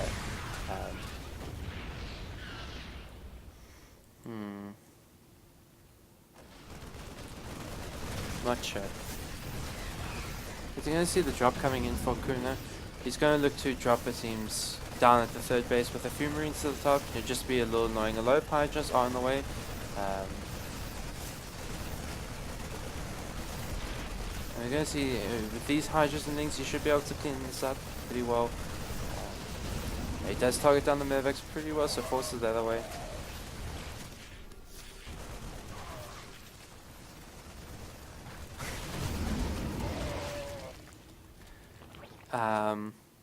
I don't go away from pronouncing names, but if I know I cannot pronounce it, then I would just say the Zerg or the Terran. I still do say Zerg and Terran sometimes, just how I would. But and looking at the game, it's going to be almost exactly the same. With the 2-2 coming from Kuna, Ravage is going to go across him up a handful of links, going to see the tank siege up, can't really do anything. The in-house tournament is once a month. Yeah, there's also the Diamond and Below one as well, which also is monthly. Happens a week before the MVP. So that one will be in 3 weeks approximately, as long as all goes well. You're going to see this couple of Medevacs come in, a few Hydras, just going to chase the other way. He doesn't want to lose it. Purple in it. So. Nemesis, you're a strange one now. So yeah, these Medevacs are getting pretty close to being called out because there's no Hydra speed. Always going to fly right into these Hydras. No, Kuna, the Medevacs.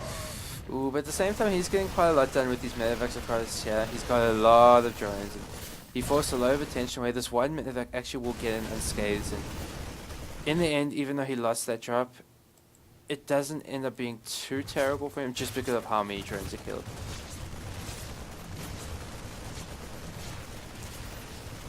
And yeah, this drop is going to get cleaned up eventually. I think Kuna was a bit lucky to get away with the fact that it came through. But going to see a 4th base coming down from Kuna. You're going to probably see a 5th base very soon from Mirage, and there it is. That's one thing you always want to make sure you're doing is you're out expanding the Terran.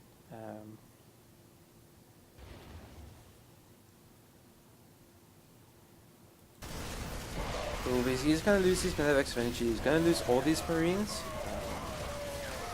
So he's definitely losing a lot for his possible push. Didn't really get too much eventually. Did get a lot of drones. But behind it, because Ravager kind of set up pretty well terms of his army, he just re-droned up, got back up to a really good worker count, and now from here he can mostly just make army. Starting to make Vipers he got however a lot earlier. So, you know, he's got this Vipers to deal with the tanks. We're going to see a large link force move out. Actually, his entire army moving out. Definitely needs to be very careful. Doesn't want to overextend again, because that was definitely was a problem we had in the last game. Going to see the ghosts are out already. He's going to start cleaning up first so he can have an easy access through the map. But yeah, the creep spread is definitely looking very good for Kuna. I mean, for Ravage, apologies. The side is definitely lacking a bit, but not too bad. This is more for the later stages. Especially now that he's taken the space, he definitely wants to get the creep there. But in order for Kuna not to push through creep, he definitely has to go all through here and all the way around, and that's not necessarily something you want to go do. You want more push through this side. But as we see Kuna and sieges, we're going to see the Zerg army move out on the map. Identified the fact that Kuna is moving out, so he's looking to get a full surround. Especially now with these rocks down, he can definitely surround this army a lot better. Kuna is setting up very well. Hasn't really gone done. There's going to be a pause. Not sure exactly why. Just yet.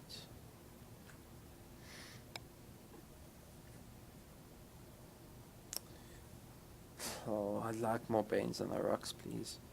Lols, Lol. You funnies, But I'm happy to report that I've only dropped 0.2% of frames. So, yeah, I'm happy about that.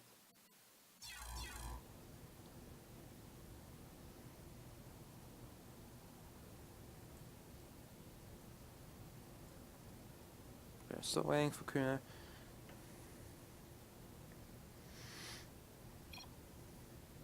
Okay, he's ready to go. And it's like right before a possible engage happens, so it's kind of awkward. Oh, 3, 2, hello, game. I think I crashed.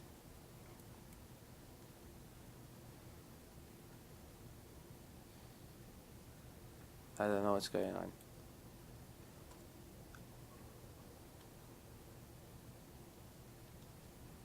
See if that tries or anything.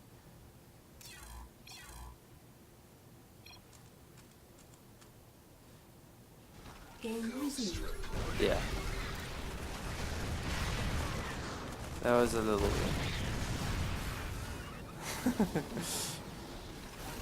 Been there for years, lol.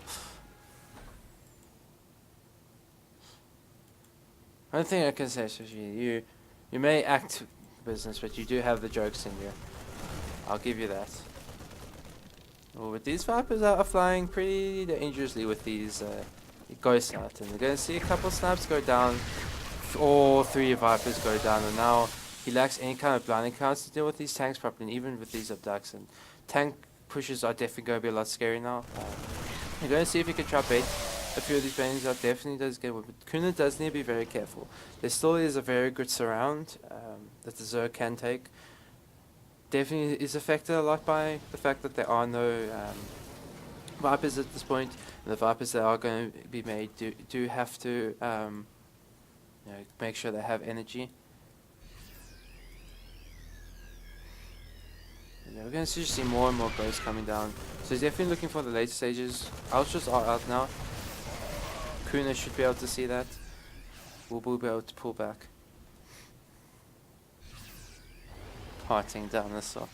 That's a nice emote. It's really good to see parting back. He's doing really well. I'm very happy. And now I think, with the way that Kuna is slowly encroaching on this, both players are obviously building up their bank, but the way Kuna's set up, he's not necessarily, he's set up well enough that a surround isn't going to be as deadly, but we're going to see the surround coming now, and our frames are dropping, and it's looking like Ravage really is taking a really good engagement track. Bio's quite close together, Banelings get some really good connects, but I think when all said and done, it's looking like Kuna's really taken the worst way of those trades. He does have a few goes to get the snap down. Few are being cancelled.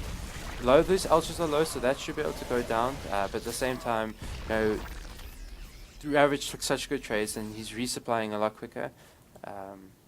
Getting a lot of things out. He's already got his Vipers. He did lose a lot of his ultras, so his latest tech is definitely looking a lot worse. But at the same time, the tank count was pretty much cleared up for Kuna. He doesn't really have that now, and you know, if he wants to take another base, it's going to be very difficult for him, just because he lacks the army supply thing. Now he needs to be really defensive. You can see how I set up with these supply depots that he definitely can there. He's got some supply depots in positions where he can set up tanks that are going to be this engage going to come in. It's going to go to the ducks. There's quite a handful of bio, but Kuna is going to have to be forced to pick up. And a lot of the bio army is actually just sitting up on the top there. A lot of the tanks as well. If that army was all together, definitely could have been a lot better for Kuna. But now, you know, all these units are starting to get surrounded. It's starting to lose a lot. A lot of SCVs are going down. Now, this base is kind of exposed, even though there's a planetary fortress. The flying cards can be used down on that planetary fortress, and they cannot shoot anymore. He's lost a lot of his production. And it's just more and more Zerg stream across the map. And you know, this time Ravage still has a bank behind this. He's almost maxed out again. He's going to get down this base. Kuna tried to save it, wasn't there in time. And he's just losing more and more SCVs. You know, it's at the point where he cannot afford to lose any more SCVs. He's, you know, oversaturated by a lot of his main base. I mean, that is natural. He's wants to try and get this base up. He's moving towards it with his tanks. Has a pretty good siege position at the moment. It's pretty difficult for Ravage to attack into this. It's definitely one way that I think Kuna can get back into this game is if Ravage overextends into his army.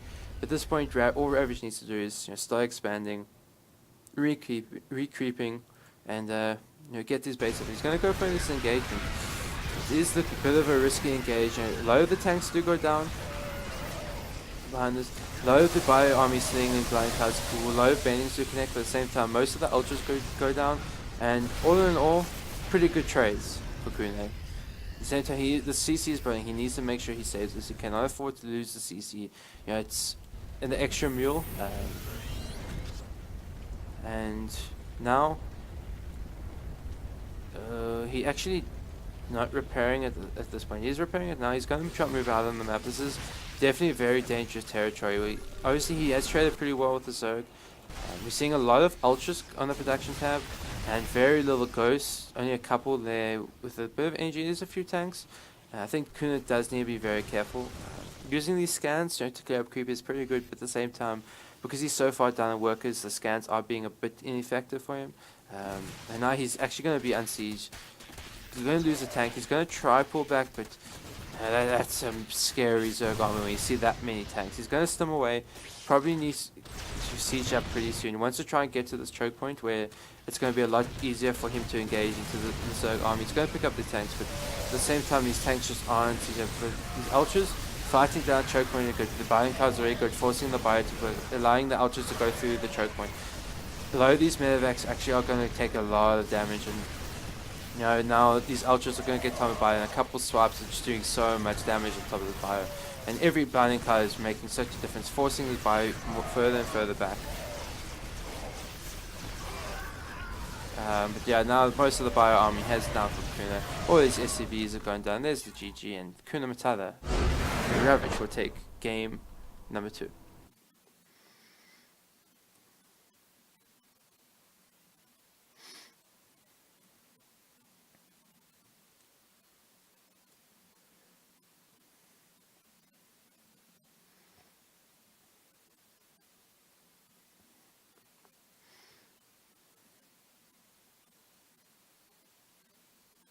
Ultras and the hugs.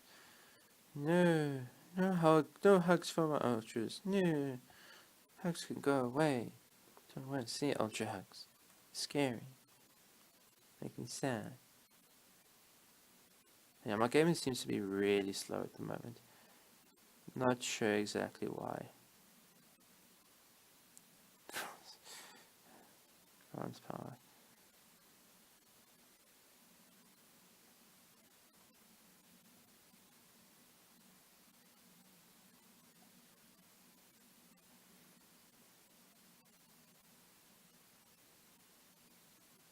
Where's Prolos? Prolus is Sunny. Skizzy is also Prolus, so we've got a couple left, but majority are Terrans and Zergs, it seems.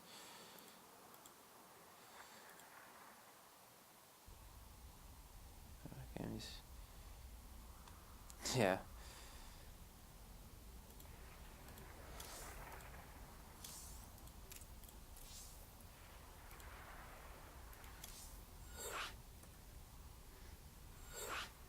Yeah, Sunny's playing Jin. Or Martis. Yeah, Skizzy's out. Just looking at bracket. Oh, it's PsiX beat Jardoza.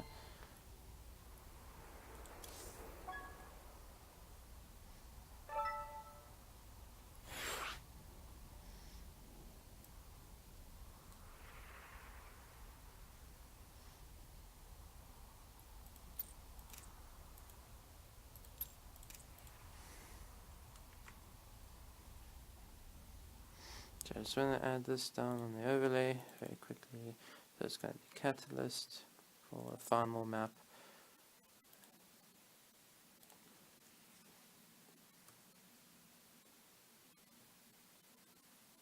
He is. He's casting on the main. I think there's probably just no games for him to cast. That's probably why. And again, my game is slow. Yeah. Okay, let's get it in the way.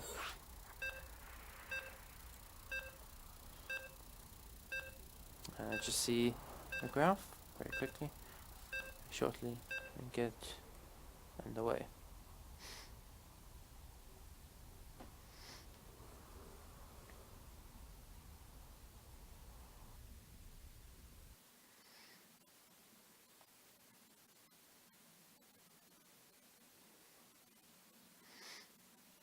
So I'm going to go to Catalyst, definitely another very standard map.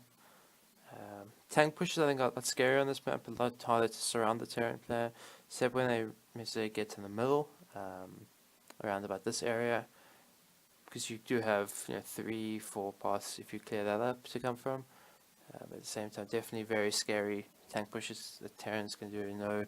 Cyril was able to, Hero Marine Apologies was able to win a map of Cyril on this map with a really strong tank push.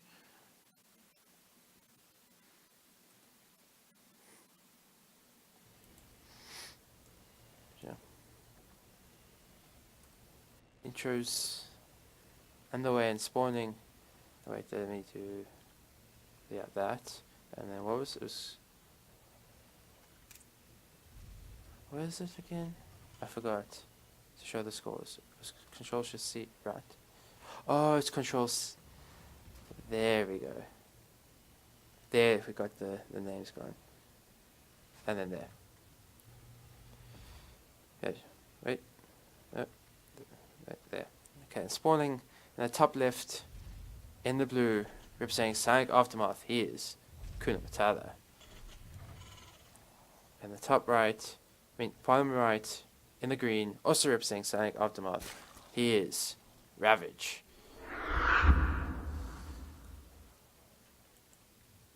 You're gonna see again, same opening from Kuna this game. Same from Ravage, it seems.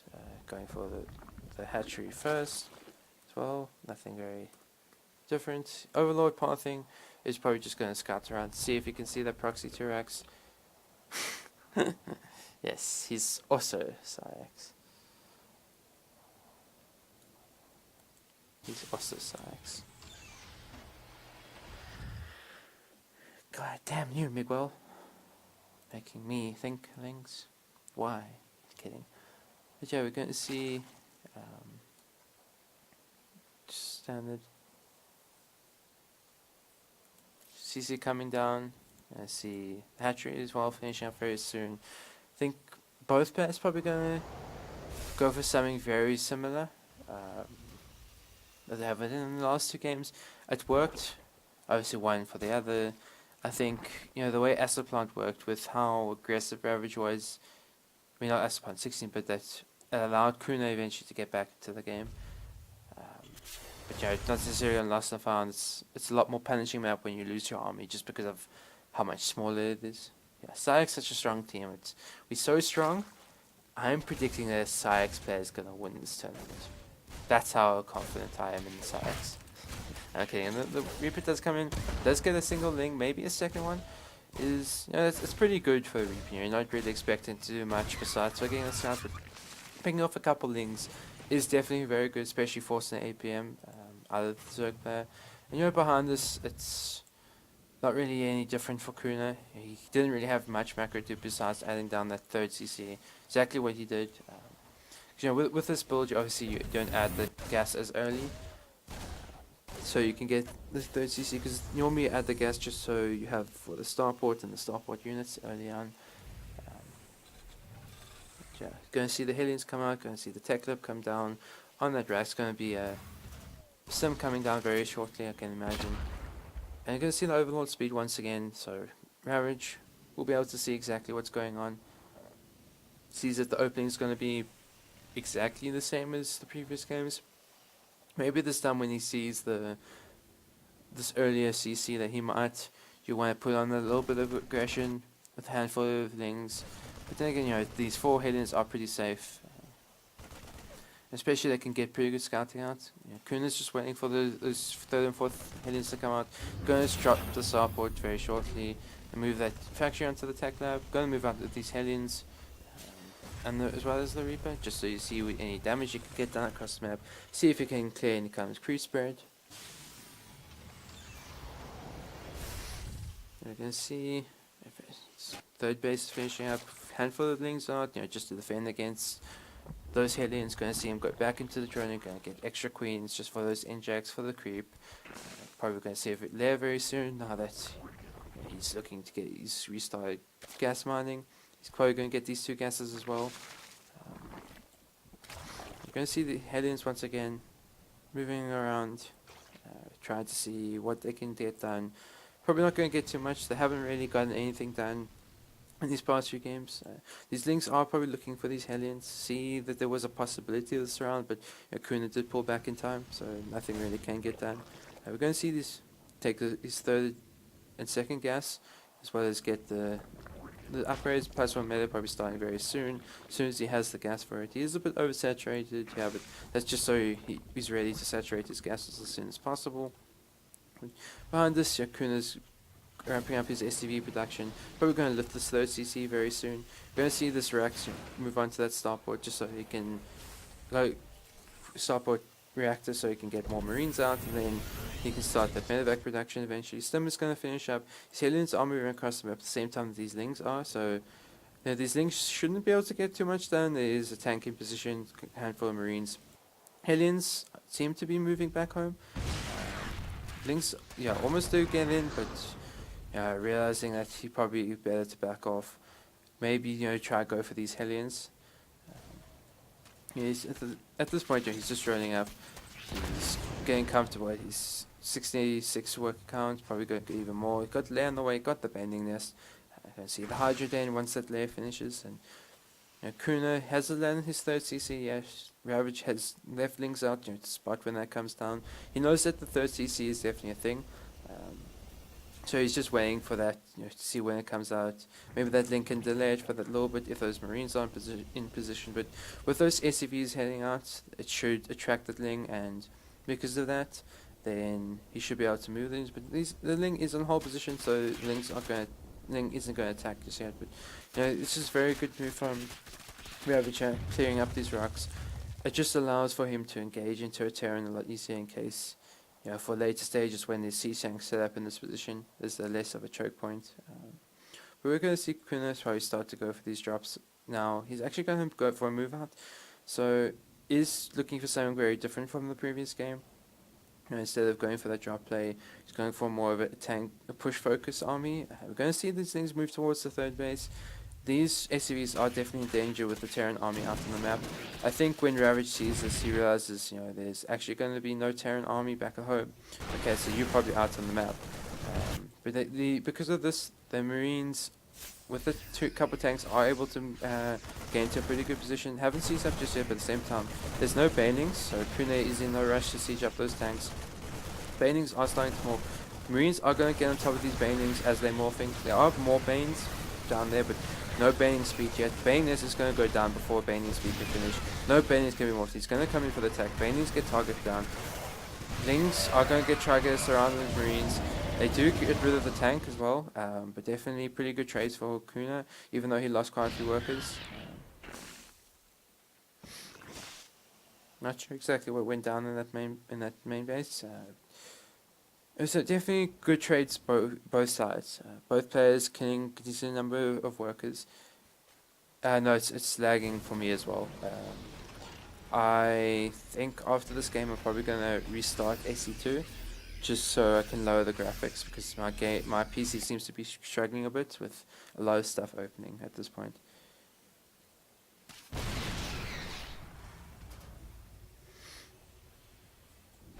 We're going to see a couple medevacs load up. Going to look to go for that drop heavy play now. Probably a 4th base very shortly. Does have the extra factory coming down. Like 3rd factory actually, and the guys starting up this 2-2. I think when you lose a few tanks early on like that, you probably do need that 3rd factory just so you can get that tank count up to where you want to by the time you max out. You're going to see Infestation Pit finishing up. Baniness is on the way, so we're going to see Hive coming down very shortly, as well as additional Baning just in case of a push. Drop is going to come in as Ravage is out on the map clearing these rocks. He hasn't pulled back just yet, but now he should get the notification. There's a couple sport crawlers in position, so that should be able to shut down medevacs pretty well. It forces a little bit of extra time that Kuna has to waste on that. He's going to move in, does lose a few Marines, but at the same time, here's another drop down here, cancels that base. So very good, very well done from Kuna so far with these drops. Kind of have the Ghost Academy where he's looking for that late attack. He has not seen the infestation pit yet. He should be able to see that there is a hive if he moved in closer. So, and then this drop is going to be cleaned up by his side. This drop is fine for now. But at the same time, Cruise Train is looking pretty good for Ravage. He's got it mostly all the way across the map. But if the way he should go, he's going to have to go through quite a lot of Cruise Train. Yeah, that is so organized, you're right. It's like all in that line. One thing guys, we saw previously with the banding nest, it can get targeted down. Like you can see, banding speed isn't even finished up yet. It should have been finished up a long time ago if it didn't go down. But now we're going to see Kuna move out with his 2-2 finished.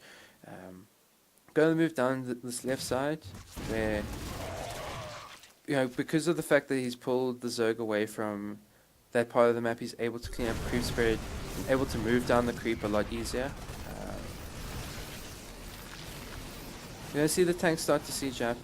It's quite an awkward position for the Zerg, but at the same time he doesn't necessarily need to engage into this as of yet, because the Terran isn't really,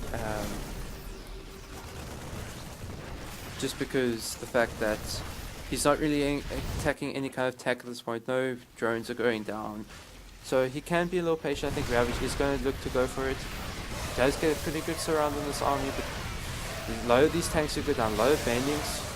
Very good trades from Ravage once again, and a lot of that army that Kuna had back at home he just didn't have with it. If he did have with the army, that probably would have looked a lot better. And considering the fact that Kuna doesn't have a 4th base at this point, and the Zerg's got a 5th, it's looking pretty bad. Zerg is going to go for a counter-attack towards the 3rd base. Is a little bit dicey to go for that just because he does have the supply depot wall up. But we're seeing the Ultra Cav on the way. 3A1 plus missile attacks is definitely an interesting upgrade to get. I think it's not necessary to get the +2 melee just yet, because Ultras still do a lot of damage regardless. It's more that the Carapace upgrade that is very important for those Ultras, letting them survive longer to do more damage. But yeah, Sushi is right. If Marines did drop in this location, it could be very troublesome. You have to go all the way around with Lings and Banelings, and it just creates quite a funnel. Kuna's going to move out on the map. He's going to look to clear some creep. Does see it's going to be forced back a bit. That is able to pick up quite a chunk of that bio, so doesn't lose too much. But he has done a pretty good job now of clearing up the creep. The creep is only really looking to scare on this right side, going through here, but that's not really a location that the Terran's going to push, but at the same time, he does want to take a base either here or here. So having that down there is definitely very scary. You're going to see Ravage move out, try and see where he can get done against the deep wall. Same time, Job's going to move out to clear creep. He's going to look to clear a few supply depots. Will supply block Kuna for now, but as soon as that happens, that finishes up. And now we're going to see a few abducts go down. But this drop is forcing Ravage to come home. He will be able to defend this without taking too much damage. Should be able to pick up these Marines. Doesn't lose any Marines at this point. Doesn't lose the medevac. He only has +3 attack on the way. Doesn't have +3 armor, so he's definitely lacking in his upgrades. And I think, he didn't cancel. Yeah, he did let +1 missile attack finish. And we're going to see Kuna move out on the map again. Does see the Zerg army. Knows he needs to be a bit careful now. Just because the Zerg is right there. But that is a lot of siege tanks. Fire isn't split too well, so Bane can do very well, but blinding clouds are pretty good. A lot of these tanks actually are not even sieged at this point, but there's just so many tanks that sieging them is probably unnecessary. We're going to see a lot more Lings, a lot more and Ultras coming down. Upgrades haven't finished up just yet for those Lings and Ultras, but with this tank count, he can't really fight into many choke points until he gets some really good binding cards out. He does have a couple Vipers building up their energy. Kuna is going to move towards the left side once again. He doesn't really have much bio to support this tank count, so once Lings get on top, that can be very scary. He does need to make sure these tanks are sieged up. He needs to make sure that they split well enough that these blind cards don't do too much. He does have quite a number of ghosts, so those do pretty well against Lings, pretty well against Ultras as well. We're going to see the blinding clouds come in, gets a good chunk of these tanks, and a lot of these tanks on fire. We're going to see coming from the right side. Blinding clouds do finish up, but a lot of Terran army does go down in the meantime. It isn't too many much NTA to get those medevacs down, but at the same time, a lot of these tanks have gone down, and there's still 2 more siege up back at home, but you can see by the army supply difference that, and now with these ghosts running out of energy, they're kind of trapped. This base is going to be forced away. Kuna does have the space, should be able to turn that into planetary pretty soon, but definitely running quite low on these resources, whereas Ravage doesn't have too much gas at this point. Hasn't really taken his gases and saturated them that well at the moment, but has quite a strong mineral bank. So he's building that up, and now he should be looking to add on those gases just so he can make sure that he has good enough. But these ghosts are going to be caught. They're going to go down, and that's a really costly trade. Actually, one ghost is left alive, and that ghost might be able to kill that single Ultralisk that's on quite low HP. It's on 20 HP at the moment. Ghost is chasing, but you're going to see the engagement come down. Now again, the tanks get blinding card. Fire is going to kite against these Ultras as well as it can. So you can see it does a lot. The Noras do a lot of damage against these Ultras. A lot of these Ultras are quite low. But now with these blinding cards, the kiting is going to be a lot harder. And even if he's able to pick off these Ultras, there's still a large chunk of Hydra left. He does clean up the Ultras in the end, but we can see just by the Zerg, he's remaxing a lot quicker than the Terran is. Definitely a much better trade for Kuna than we have seen very recently, but a lot of Lings are back to spoil them. This is quite a Marauder heavy army with very little medevac energy and very heavily stimmed, so Lings getting on top of that, especially with the Adrenal Gland upgrade, can do a lot of damage very quickly. But yeah, we're seeing Kuna is long distance mining at the point. He doesn't really have the mining that he wants to. You can see he's just only 1,600. I think it's Control I. No, that's not the right one. But anyway, you're going to see the final, looking at the final engagement coming in. This Marine Marauder gets surrounded. Ultras are cleaving away. All the tanks go down. He's going to lose his base as well as majority of the SUVs, and GG and good luck comes from Kuna Matata. Ravage. We can move on. Yeah, that was, I think, like the bigger maps actually favored Kuna in that situation. Just because his engagements were a lot better. He was able to resupply a lot quicker.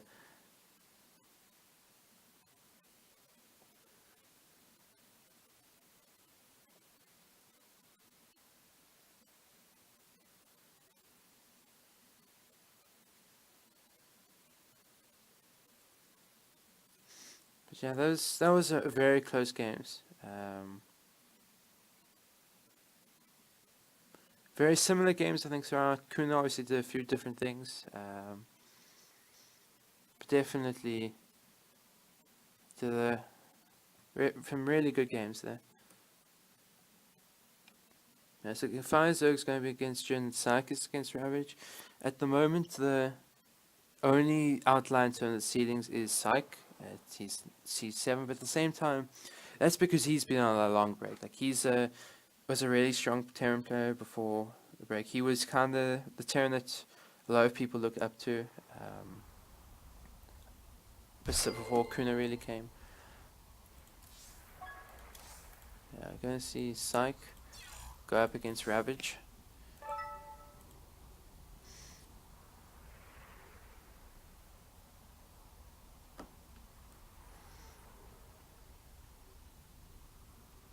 Let's see if I can lower a few settings.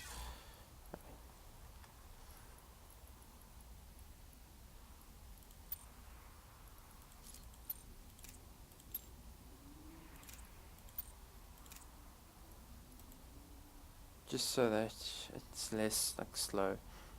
Make it look a little bit nicer on stream.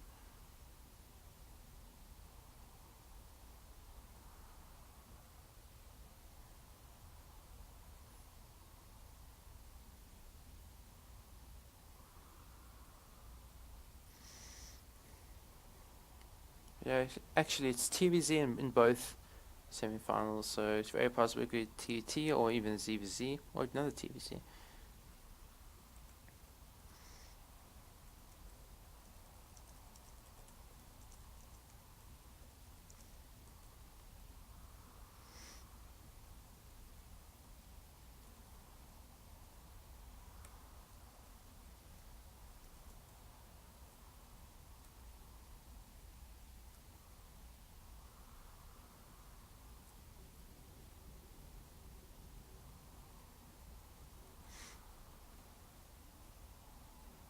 It's just waiting for the game to update, I think.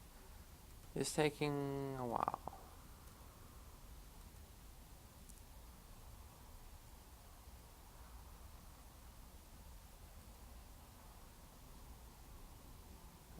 But yeah.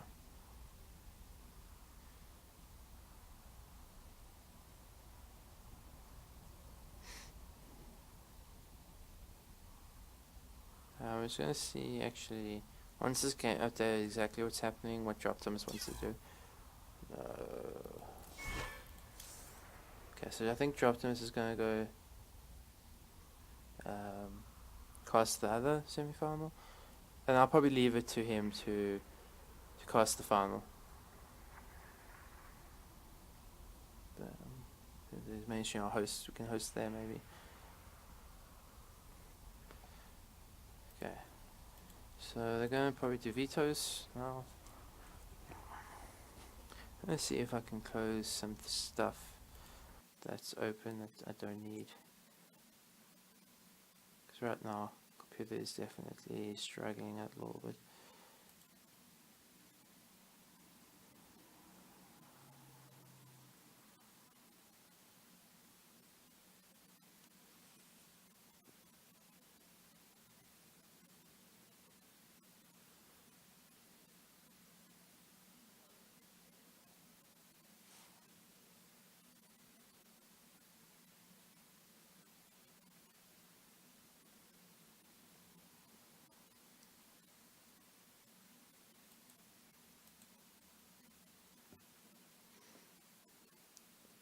Actually, I'm probably not gonna do the what's it called for the next game just because things seem to be a bit slow.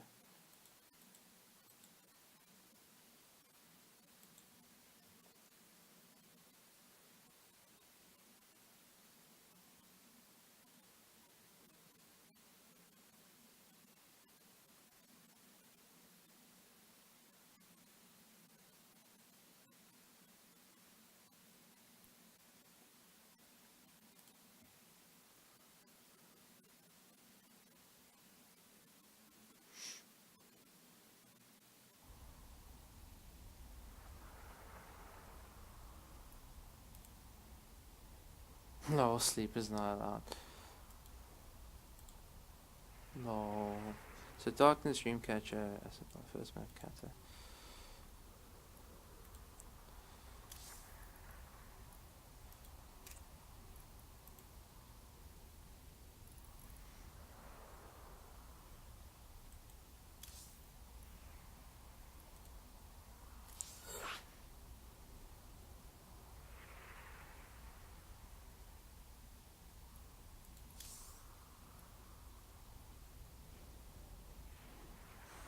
Sneak low.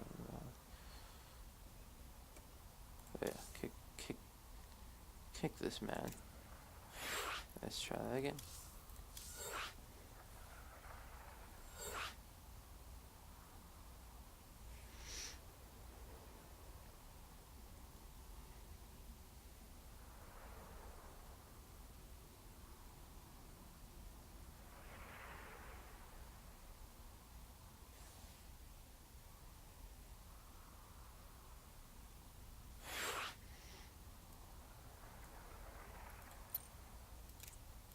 Okay, he's gonna get water. That's cool. So just wait for PsiX to come back. Actually, let me see if I can.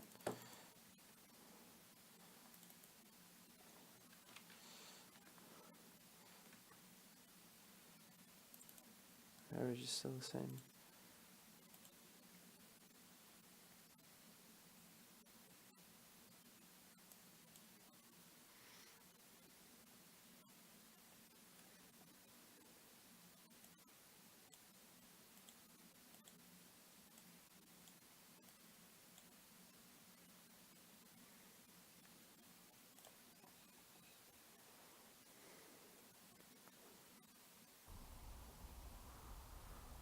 So I made another TVZ.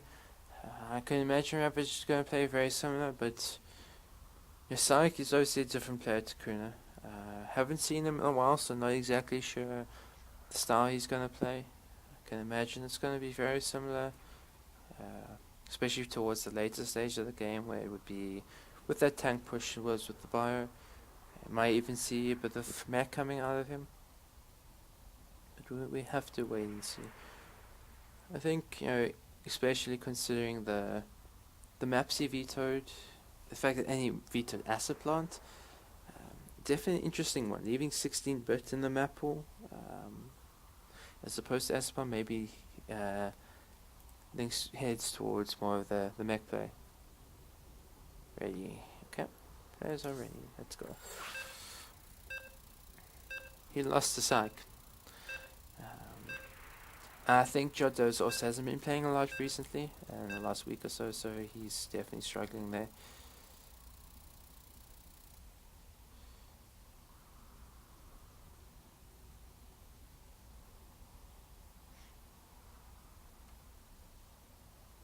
Ah, I see. Rip. That's sad.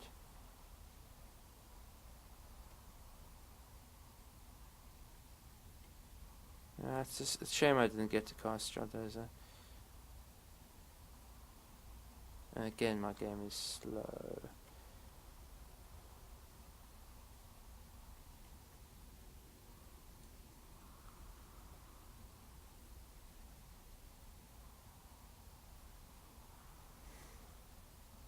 And my game is taking forever to load.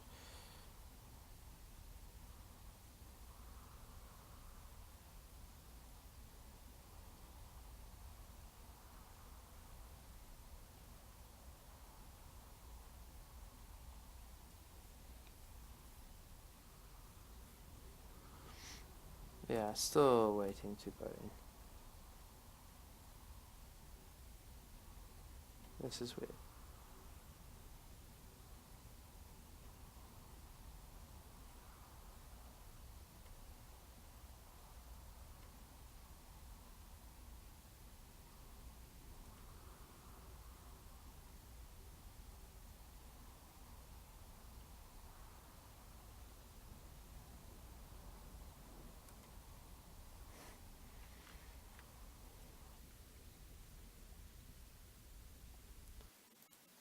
Gonna close casting tool.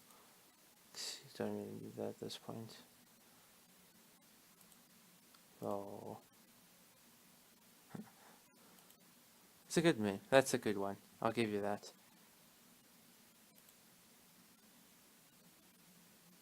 Don't stop.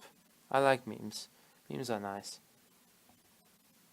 Even if it's memes on things that aren't very fun. Like this game not loading for some reason.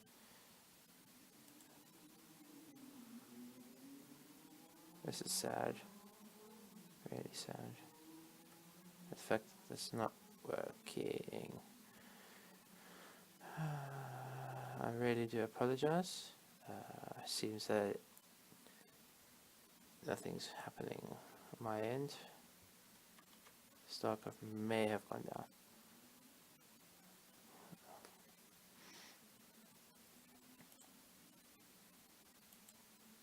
Yeah, it looks like it. StarCraft is not going too well.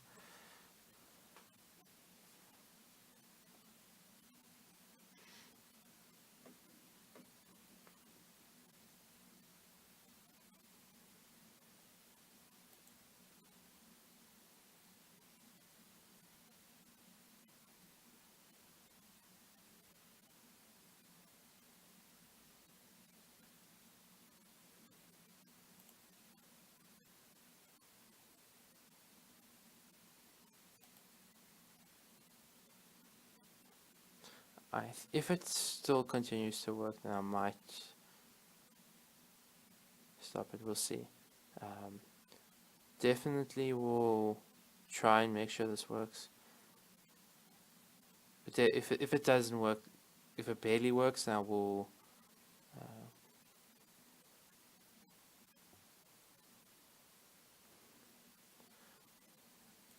Yeah, StarCraft is not responding. See if maybe I can restart it.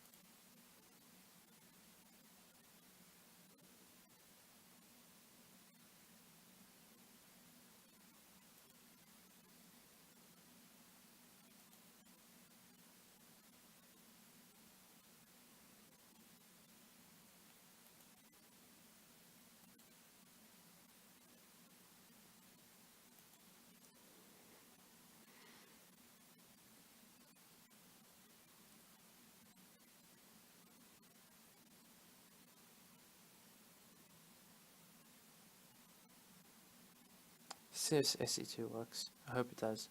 I really do. They've probably gone to the game.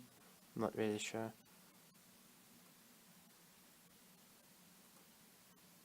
We'll wait and see.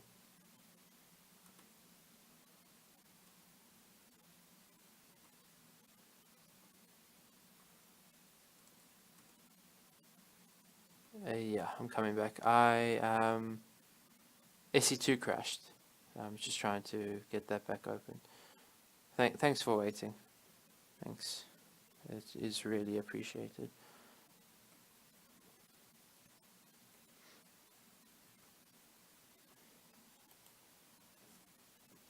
I'm trying to come back.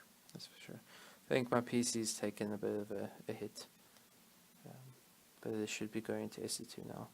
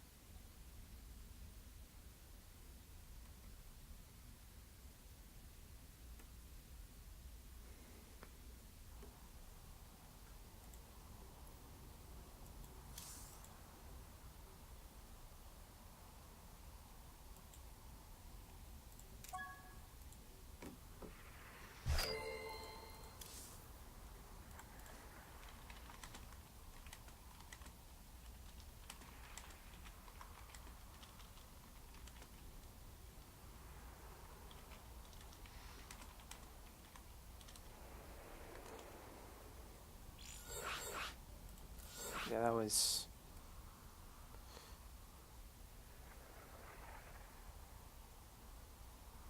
frustrating, definitely.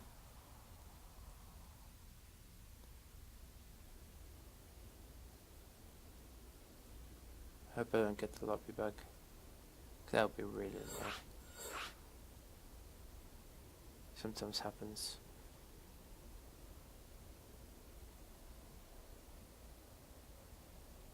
Okay, I'm in the lobby. Cool. So we should be able to get game 1 in the way very shortly.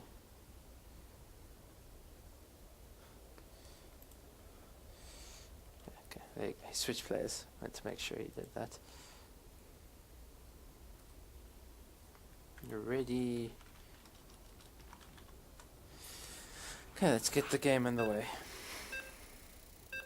Gonna start on Catalyst, the map that we just saw. The Ravage player, maybe once again we'll see the slick building placements, which might not necessarily help.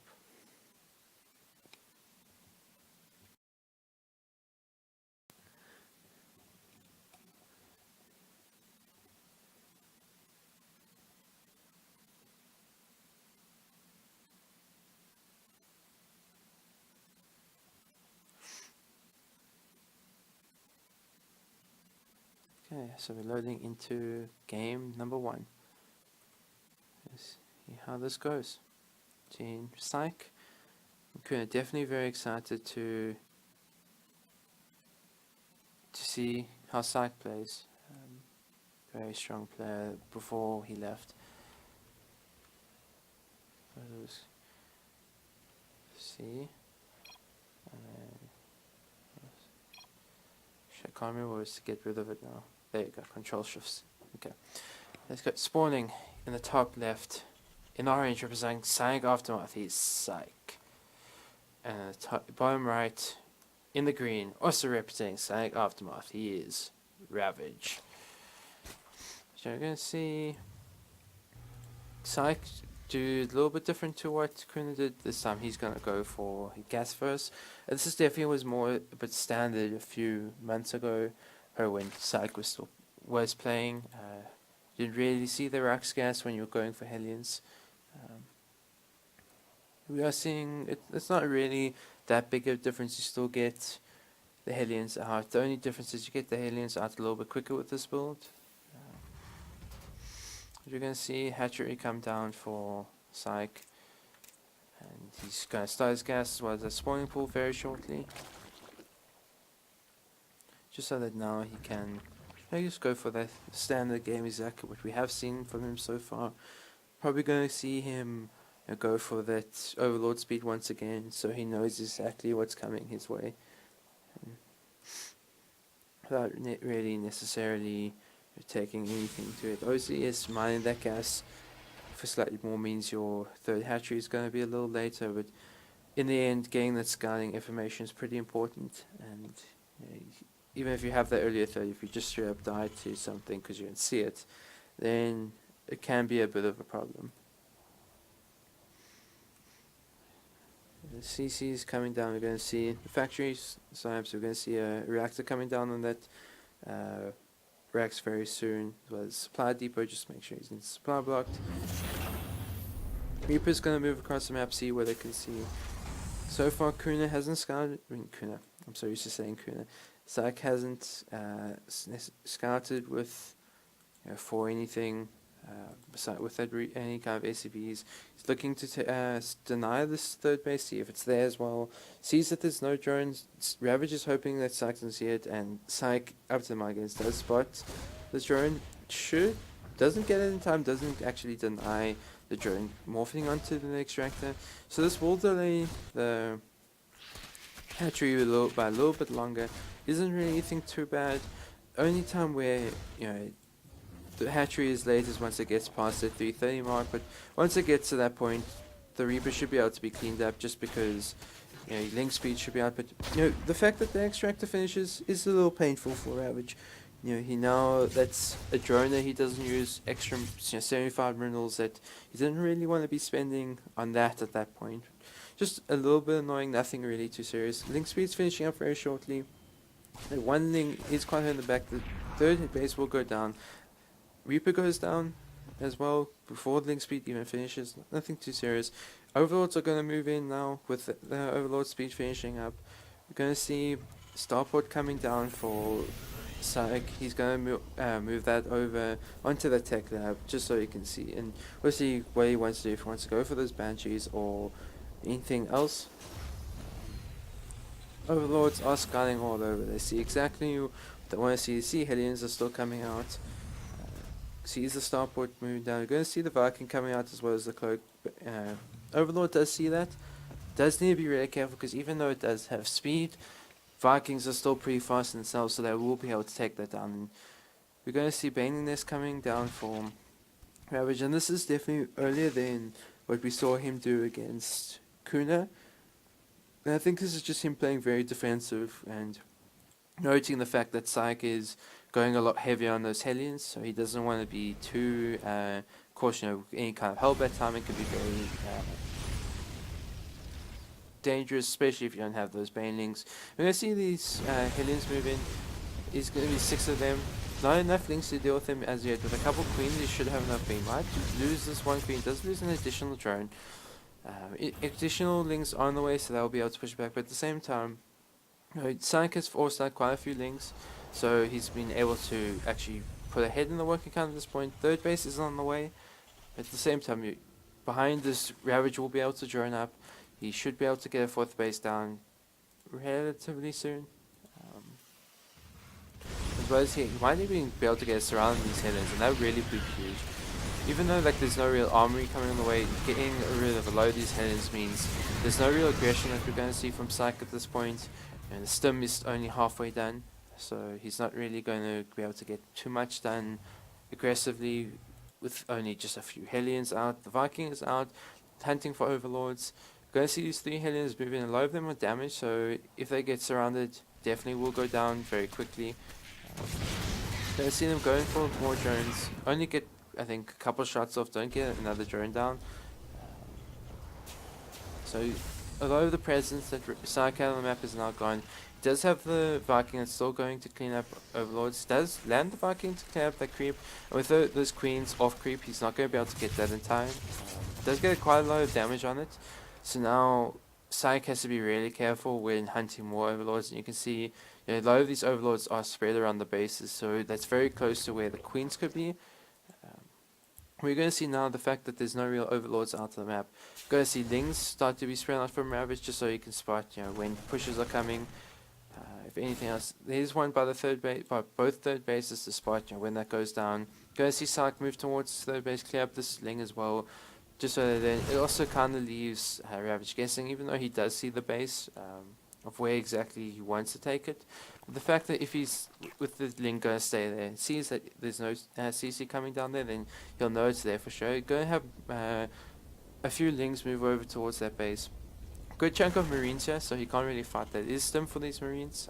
While there aren't any medevacs to heal them, definitely with stim Marines will beat that amount of Lings at this point. You're going to see +1/+1 starting up for PsiX, and because of the fact that his Evo chambers were a lot more delayed in favor of getting earlier Baning Nest and as well as additional units, he's definitely not as far ahead on those upgrades as what we saw against Kuna. We're going to see 1-1 is finishing up very soon for PsiX, and his is actually going to be before Ravage is finished. So that means his 2-2, if you would like to go for that push, should be able to also finish before Ravages doesn't. We're going to see the drop move towards the outskirts. It's very well done because a lot of these Lings are spread out throughout the closer towards the middle of the map, where there's not really any vision on the right side. This drop's going to get in very much undetected. Crew spread's also once again looking pretty good for Ravage, but at the same time his Lings are going to be out on the map. His morphing bangs are home, but he doesn't really have his units in position to defend this drop at this point. A few Hydras are going to move out from their base, and actually if PsiX is going to move in as those Hydras go away. A lot of drones are under fire, going to take down that Spore Crawler as well. Spore Crawler just survives, takes down the Queen as well as an Overlord, so this is some really good damage for PsiX, but at the same time he's kind of falling a bit behind in the macro. You can see he's not really macroing heavy. His minerals are going up pretty heavily, He does restart his production now, but probably should be adding on a few more reactors pretty soon, maybe even a fourth base. His SCV production is really strong. He's ahead in workers at this point, but just his army is not looking as strong as it could be at this point.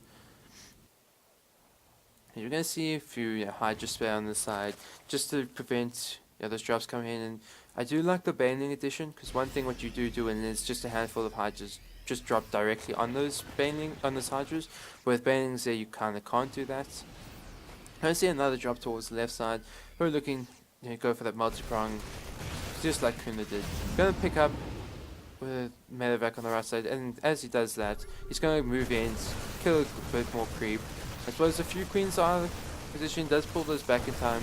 Does get quite low creep trimmers with that scan. Should be able to clean up these lings. Medevacs are in the fire from these queens and will be able to force back eventually. Does force the pickup. Ooh, one medevac is extremely low. A couple more shots and that medevac does go down. And at the same time, seeing PsiX really power up onto his base. He's getting extra CC. The creep spread on this side is looking very intimidating. He's looking at now to clear that out. Is adding on another factory's supply block at this point. You're going to see him clean up a lot more creep trimmers, a few Hydras here and there, which is really good pickoffs. And now he probably will be forced to pick up. Hydras are forced away for now, taking some good trades at this point against just these lings. Does take a few Bane hits, but at the same time the drop does get out of there. And we're seeing 3 drops out on the map at this point. Now, the fact that he's pulled his attention to this drop, he's just going to move in again with these few Marines. And the Zerg is quite far in position. There's that fourth base he's not targeting down yet. There's a handful of units in position to defend this, but at the same time this hatchery is getting very low. With units are coming in pretty short. He does target down one of the medevacs. We'll be able to clean this drop up. Probably won't be able to get this base. Ooh, it's going to be very... Oh, it does get the base. That's a really good pick off for PsiX. Now, that supply box ravage as well as leaves him back down to 4 bases. He still does have some pretty good creep spread going that very possibly he can get back up. The one thing that PsiX is doing, that Ravage isn't doing very well, is he's fighting a lot without his army. He's fighting with just a handful of things at a time, and he's just trading a little bit ineffectively. But and we're seeing PsiX, he's struggling for his gas at this point, hasn't fully saturated his gas. He's getting his 4th base. There is that ling preventing it. We're going to see move out on the map. There's not that many Marines with with these tanks. Tanks should siege up very shortly. You can't really afford to have those unseated. We're seeing a large chunk of bio as well as coming with this. And now, it's quite a good position set up. We're going to see a Ling counter attack maybe, just to catch a few reinforcements. Actually, he's going to go for full surround. He's going to come in. And the Lings do get quite destroyed at the front. There's just Hydras mainly left with his army. And, now, there's not really that much to deal with tanks. A lot of Lings are in the way, so that will be able to do very well against these tanks. But, there's still quite a bit of a chunk of bio back home, especially with these liberators as well, that can help a lot in these choked up areas. Hive has finished quite a while ago. Ultra's Cavern as well. He's seeing Vipers on the way. Ultra's probably be starting very soon. But you're going to see these liberators move in. You're going to see these lings move up. It's actually probably better for PsiX actually to fight unsiege just because of how many lings are. There aren't many medevacs left, so every stim will hurt this bio army. Especially if Ultras come, a hurt bio army is really going to be weak against it. We're going to see 4 medevacs on the production tab at a time. So you should be able to get the healing back up pretty shortly. We're starting to see a parade push coming from PsiX. Hasn't saturated his gases at all, he said, so he's still very struggling for that gas income. He's going to pull SCVs with this army. I think he just realized he's actually got 92 workers. So he doesn't need a lot of workers. He's going to trade those out at this point. For anything he can get. Maybe those few SCVs are going to force a bit of a reaction. Maybe Banelings, while the rest of the army moves up towards this left side. You're going to see he can clear up more and more creep. Tanks are sieging up in the positions. Not as many tanks as there were. Definitely a lot of them were cleaned up in the fight. But at the same time, obviously the Vipers can abduct these liberators, but they are a lot less effective now with the fact that there's not as many tanks. We're going to see the stim forward come from PsiX. He's got the Marauders in front just to tank against any kind of Banelings. There's really not that many Banes. It's mostly just Hydras left in his army. Going to see the Vipers move forward, but they're actually all going to get picked off before the fight even starts. These Hydras are training pretty well against these Marines, and now with Marines having the better concave, they're actually training a lot better. And it's going to be the GG for Ravage and PsiX teams game number 1.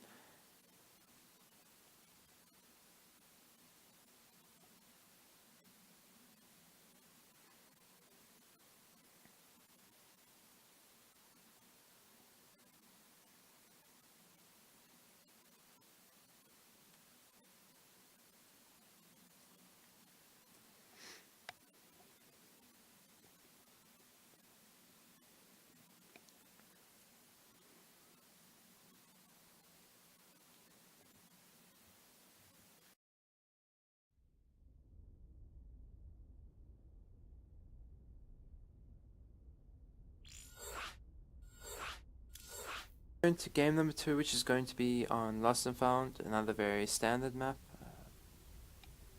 Probably a lot better for Ravage than the previous map. Engaging into tank positions is definitely a lot easier because you have a lot more attack paths. There's catalyst. Even if you open up those rocks, it still is very difficult because the tanks cover pretty well for the most part.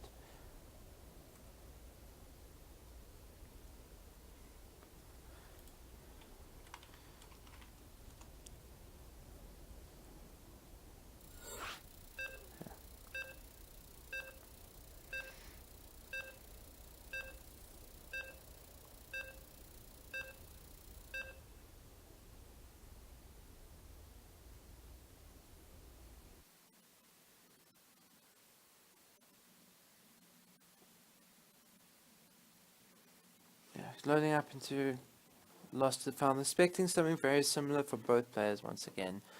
I think they're going to stick to their trial and true. Maybe Ravage will cheese. We'll see, wait and see. Maybe we'll even see PsiX cheese. Definitely very interesting prospect.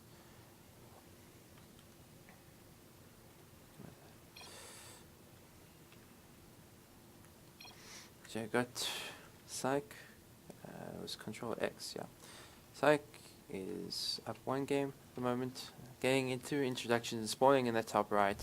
Sending a couple of SCVs out on the map. He is PsiX.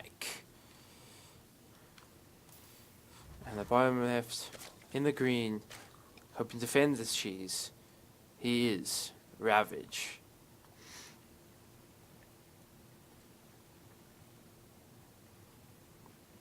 You're going to see a couple of SCVs go out. Probably looking to proxy racks. The Overlord is moving out in this direction. Let's try and spot that. See exact Overlord should be able to catch it. Based on the path that it's going. Like it says, it's actually going to go right over it. So this is going to be spotted by Ravage. And this is really crucial because one thing that what makes proxy tracks really dangerous is the fact once those bunkers get up. If those bunkers get up, then breaking out of them requires a lot of commitment, whether it be with a lot of lings, roaches, or even drones as well. But seeing it this early, you can prevent those bunkers going up with the drone pool. Going to spot it now. And see exactly what his reaction to this, because the spawning pool still has about time. Yeah, there's going to be drones pulled out. PsiX is probably going to try and place his bunkers in the best position possible that he can't really get the proper surround. Yeah, he's actually, I think he's just going to abandon this for now. Going to cancel that bunker. Back at home, he's just getting the command set, but now with a couple Marines, he's going to try the bunker setup once again. And it's definitely a bold move to do this. He hasn't really committed too much to this just yet. A couple spawn crawls are going to come down, and this time, Ravage isn't going to try and contest it with drones. He's just going to make a few spawn crawls. I mean, a good number of Marines, and with 3 spawn crawlers and these things, he should be able to have enough, especially considering that the positioning of this one bunker is quite far away from the other one. He's getting good damage on the hatchery at this point. We'll probably be seeing him drop a factory down pretty soon back at home, just so for that safety and any kind of Bailey bus that follows it, or just straight up ling. Yeah, there's the factory. Spawn crawlers are finished up. He's going to start moving them forward. He's going to start moving the lings down as well. Ling speed still is quite a while away. The hatchery is getting very low. He's going to try and move up now with these spine crawlers moving into the position. Some pretty good positioning for this bunker. This one bunker is going to go down under the spine crawlers attacks, but now he's going to just slowly move up once again. Yeah, move the spine crawler right outside of the bunker range. It's really important. You don't want to take too much damage. So one spine crawler is in range, so that spine crawler is taking him out. He does uproot and reroute it again, and now he probably should be looking to salvage this bunker pretty soon. He's going to move these marines forward and try to probably bait out these lings as much as possible. He's going to start to lose a couple of marines. Back at home, the transition is starting. He's lifted up his 2 Raxes. He's going to salvage the bunker. I think it's going to... Yeah, actually, it will salvage in time. So he does get the extra minerals. Got a pretty good position with these marines against the lings. That, without speed, they can't really chase. But speed is finishing up very soon. 3 spine crawlers is definitely an investment for Ravage, but it was very crucial that he kept that base alive. You can see, that base for PsiX is only starting now. So behind this, Ravage has got a good number of things. 3 spine crawlers, so he's pretty well set up defensively. So now he can get his own 3rd base, as well as he can start to look to drone up a lot more. He's going to get the overlord speed, so he can see exactly what PsiX transitioning into. Is it going to be mech? Is it going to be bioplay? Or is it just going to stay on one base, which it's not very common to see, but I have seen a couple Terrans do it. Going to see if the lings move up. With these marines and the Hellions, shouldn't be able to get too much done. It's going to see more of a standard game coming out. I'm going to see the Banshees with the cloak coming. I'm going to see Factory going down now into that reactor, just so you can get extra Hellions out at this point. Yeah, Ravage is making a few more lings. I think he's just a little bit scared of any kind of attack. But now he's just going to go back into the droning. He's behind 4 workers at this point, but at the same time, when you look at PsiX base, he's oversaturated because he doesn't have that CC landed. So Ravage is definitely mining just that little bit better than him at this point. Nothing really too big of a deal, but once that CC lands, he should be seeing PsiX mining quite a lot better.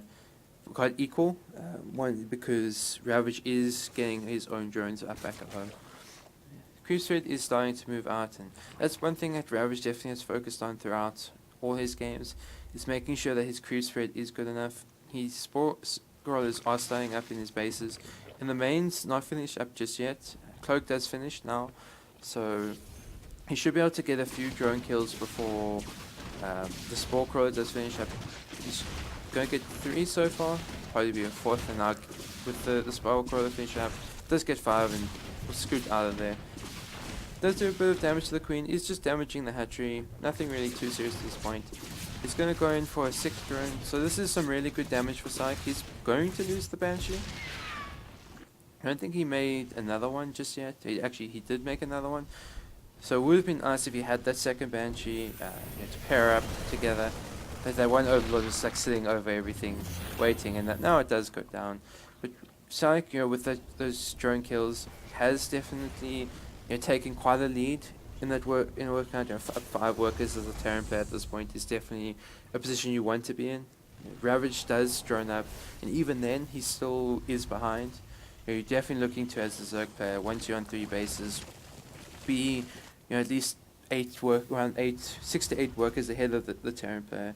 And he's going to drone up now, but again, it's not really going to give him that massive advantage. That's one thing that PsiX really has been good on, is making sure that he's not missing that SCV production, so he's keeping that lead that he's built for himself. You can just look at the income at this point, just because of mules, how much more efficient PsiX is mining. It's 1 worker difference. Yes, he's mining less gas, but he's mining almost 300, 400 minerals more. And at this point, especially with how, mineral intensive bio is, it is very important. He does have stim and combat shields with his army, as well as a handful of Hellions. Don't know if he's made an armory yet, just back at home. Yeah, no armory yet, so he doesn't have a chance to turn these into Hellbats, but definitely quite a scary push. If these Hellions can get rid of those Banelings, then just Marines against Lings can trade up pretty well. I'm going to see, actually, my apologies, he does have the armory, and now Yeah, he's going to be forced to morph in the extra banings. He does have the spine crawlers to help tank quite a lot. But, with Stim Bio, they're going to go down pretty quickly. Bio is pretty clumped up, but there's actually not that many banings left. Low, the Bio army is pretty low, but there's still a couple Hellbats left, and they're just shredding through these things. And now the spine crawler is going to go down as well. Eventually, this Bio is cleaned up, but at the same time, this forced a lot more units out of Ravage. He hasn't really been able to work on work on. He's up to 50 now. Still more links on the production tab. Let's say that 1 minute back is in a bit of a weird position. Third base is going to float out for PsiX. He's going to be able to resaturate his bases. He's still only just a few workers behind at this point. We're starting to see Ravage drawing back up again. Definitely a much slower, more intense game than what we saw in the first one, but at the same time, there's not that much army here for PsiX. I guess he has a couple tanks, but not that too many Marines to deal with these links at this point. He may lose, a few SCVs here and there that he can, afford to lose at this point. He's not too far, but actually losing these tanks could be really bad. We're going to see Ravage come in, try and get this round. Does get this around. Tanks are doing pretty well in trading up against these lings, and he's going to pick them up. He doesn't lose them. Banings are on the way. A couple more SCVs will go down. Ravage behind us did drone up, so he's able to secure quite a good lead for himself. Still, PsiX doesn't really have too much army to compete with what Ravage had. They're mostly just banelings, but I mean, you look at this, just that single row. It does drop a couple mules, and that's actually going to go down. One mule will survive. PsiX does stabilize eventually. His work count's still not looking too bad. He's behind 4 workers once again. Tech is up for Ravage, but at the same time, PsiX upgrades definitely aren't looking as strong as they were last game. He's only got the +2 attack on the way. He doesn't have the armor just yet. Does want to be starting that pretty soon once he has the gas. And the upgrades are pretty even for both players. 2-2 should finish up for Ravage around the same time that the +2 finishes for PsiX. He's adding on the additional factories, just so he can start to build more and more tanks. Go for that Marine tank push that we see a lot in TVZ nowadays. We're going to see another link counter attack coming in. There's not that many units left for Ravage, but for PsiX, so he does need to move that in. He's going to force the Zerg player back with this one drop. Is a stray Hydra that he can maybe pick off? He's going to try go for it. Does pick that off. Really good target fire there from PsiX. And now, he's forced the Zerg player back home. He's able to get more and more bio out his tanks. I think he definitely needs to change the positioning more, so he can protect the third base a lot better. We're going to see another drop loaded up. Going to see more and more bio on the way. Still hasn't started the +2 yet, so he's behind in that upgrade. Going to see the Hydra speed on the way. Couple Marines to die in that drop. Going to see him try and clear some more creep. Going to get a couple Queens here. They are by themselves. And there is no, there's concussed shells, so those Queens are slowed. Quite a few creep tumors are killed in the scan. He's going to just pick up the 1 minute back is quite low, so he has to be very careful. Loads up in the unhurt medevac, so he doesn't lose too many Marines. You're going to see upgrades lining up pretty well for both players. +2 armor does start. So there's not really that much army supply for Ravage. It's 78 or 71 now to 62, so still looking pretty good. Tanks aren't really in a good position at this point. There's a lot of tanks, but not really much fire. Good coverage with the tanks, but they're not really defending where he needs it. And the bio Banes are going to come in. They're going to mainly crash into the Marauders as well as the bunker, which isn't really good. More Banes are going to come in, but now off creep, they are pretty slow. Marines are pulled back while the Marauders are left to just tank a lot of the damage. Behind this, Ravage is teching up. He's getting the high, but at the same time, these trades definitely haven't been as good. Could have been a lot better for PsiX had he fought with those tanks, but now we're seeing those tanks in siege. He's moving across the map. He doesn't have the upgrades lined up with that +2 armor. That is only halfway done, but we're seeing PsiX move out on the map. And shortly before that tech transition is coming for Ravage, you're going to see him set up in quite a strong tank position. He's going to look to go for a surround to the Ravager. There's no Vipers to deal with these tanks at this point. There's not really that much bio to support these tanks, so the bio's going to go down. The tanks as well, pretty good trades in the end for Ravage. I think PsiX overstepped his boundaries just that little bit. Didn't really have the buy. This attack is gonna drop is gonna come in. Medevac is very low, so he does not want to lose that. Now, for the first time in a while, PsiX is down in the army supply. He's starting to catch up a bit with his production going. His upgrades are going to be able to start before the Zerg players. So that will help in the later years if it gets to that 3-3 point. Marines are going to come in by themselves. They're going to get one Hydra, but then eventually they are going to die. Going to see quite a few Vipers on the way, so he can deal with those tanks. Going to see Bio move out again, trying to see if he can claw his way through that creep. Going to see a 4th base on the way for PsiX. Same time this Overlord is putting creep down there, so he won't be able to take that base unless he clears that out. 3-3 is now on the way for PsiX. +3 melee is coming for Ravage, so and as well as Carapace, so he's not too far down on his upgrades in that regard. Tanks are going to siege up quite a good chunk of bio in front of the tanks this time to support, but also at the same time you can see Ravage is looking for the surround, and he's going to come in for it. There's not too many banings with this army, and not really things. It's mostly just a Hydra base. Very good splits against it. Now with just the Hydra left against this bio, it's looking like a pretty bad fight for Ravage. A lot of the tanks here in the backline stay alive. There's still not really that much bio. A lot of it's now coming, but with the amount of tanks and that single swarm host is not really going to help too much. Ultra's canvas is not finished in time. A lot of drones are going down. Ravage is going down. Going to lose the base here if he's not very careful. A lot of bio is now coming up. His reinforcements are going to be caught out. Base is going to go down. And now, he needs to start morphing these Banes, so he doesn't really have much way to deal with this bio force. He does have Banes coming in. The Marines are on creep, so he does need to be really careful that he doesn't let those Banings get too good connections.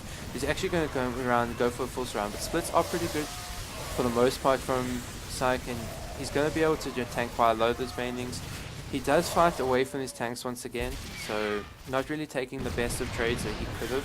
But these tanks should be able to clean up majority of these Hydras. And the bio is going to come in. Still, there's not that many medevacs with this army. A couple more on the way. Tank as well. So I think PsiX definitely could be taking a lot better trades at this point with the way he's positioned his army, where he's taken fights away from his tanks at times. Hasn't helped him necessarily, but he's definitely taking better trades. He's going to clean up this Overlord, so he'll be able to land his base. +3 is finishing up.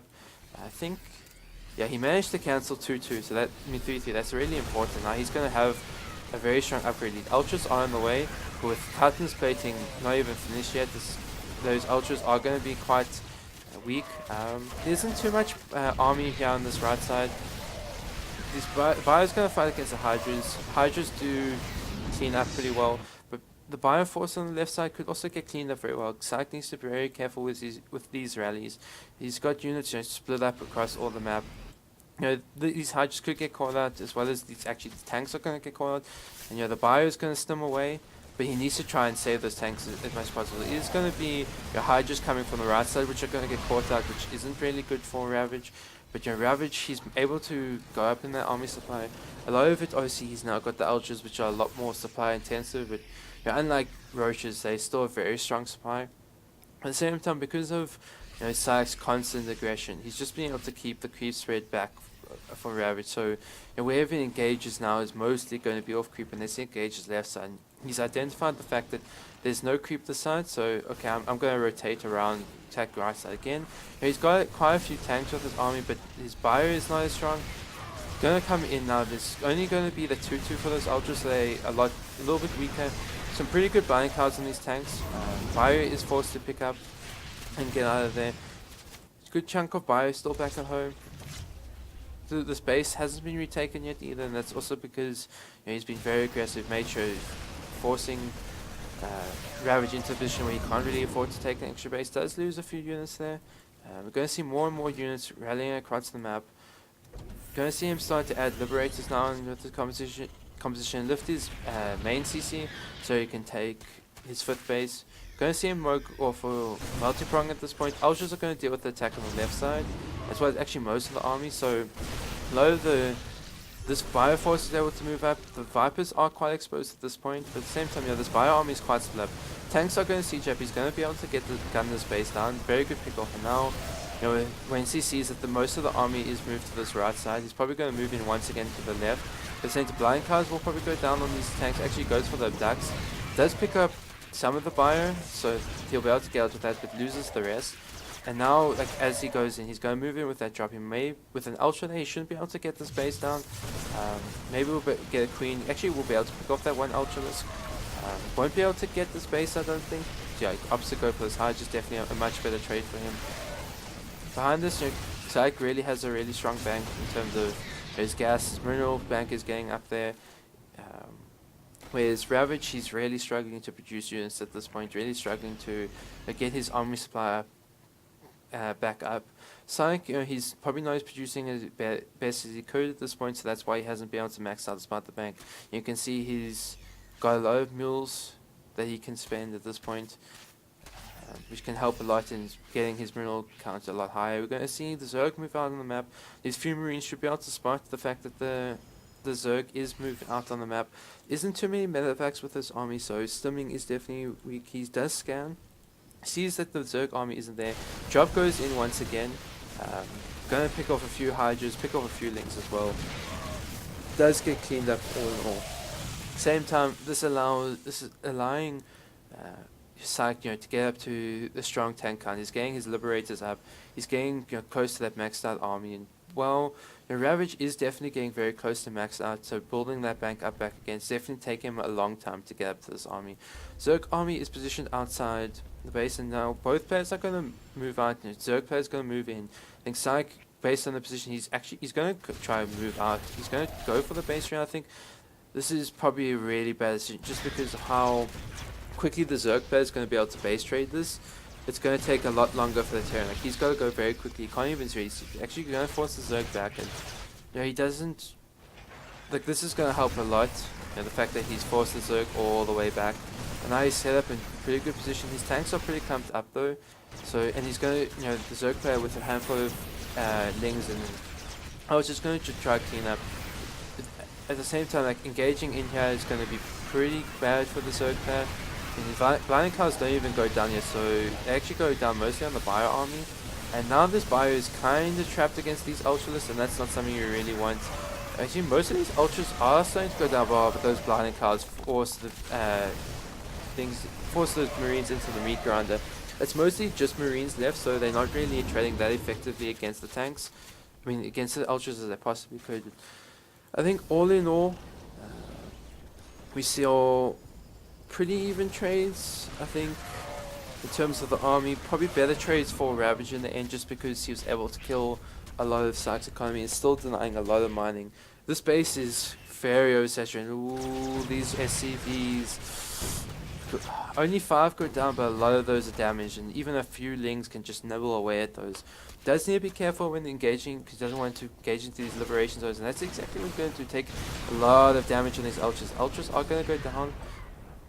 At the same time, I think the Hive was taken out. Yeah, the Hive was taken out, so he doesn't have an option to make an additional Aspire as well as a Great Aspire. So he knows that Ultras are the only tech at the moment for PsiX.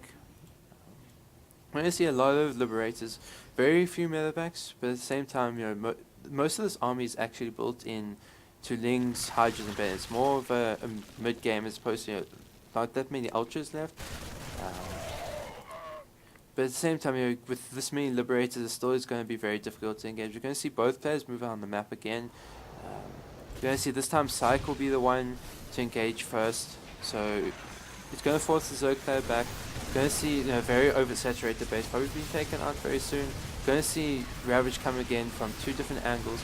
Tanks are spread a lot better. A few Banelings are going to go in by themselves and get picked up. Ooh, but these Vipers have a lot of energy. Does not want to be losing those. And Hydras are going to move into tank range, take quite a couple tank shots unnecessarily. Vipers do move in, there's not really that much. You're going to see a lot of yeah, that's going to be the GG. A really good game from both players eventually, but PsiX's constant aggression really just put the pressure on Ravage, and he wasn't able to break out of that. Yeah, we're going to see TVZ finals between PsiX and Ravage, and I can imagine that's only going to be on the mainstream. I'll just have to check.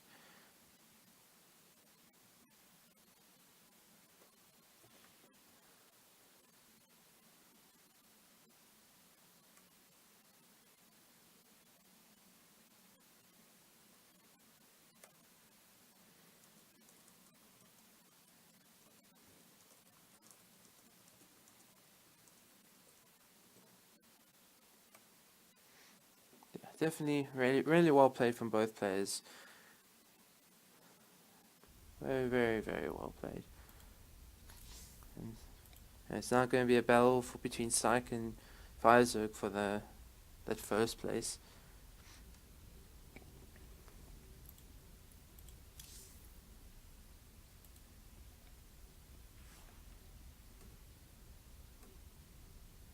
Yeah, it is.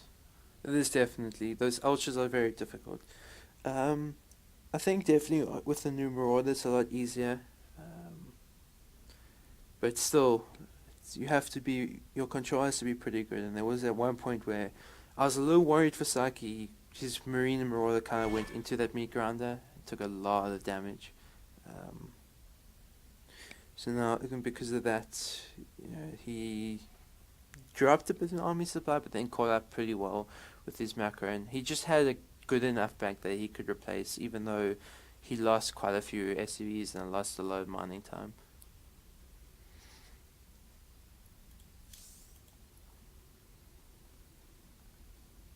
I don't see Droptimus anyway.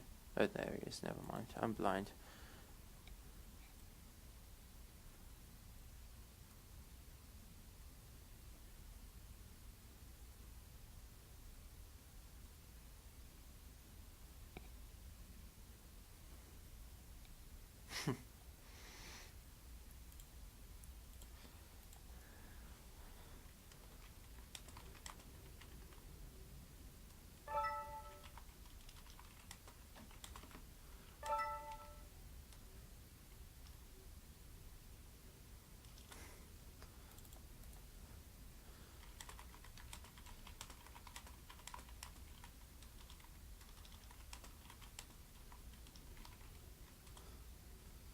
I'm just gonna message Droptimus.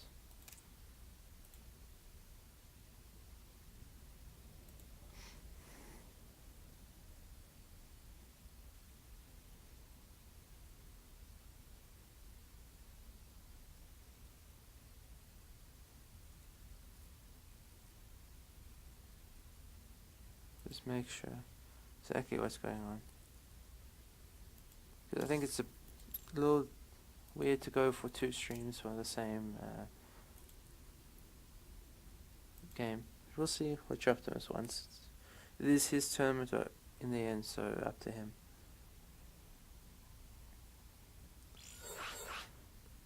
Yeah, it seems the drop hasn't responded yet.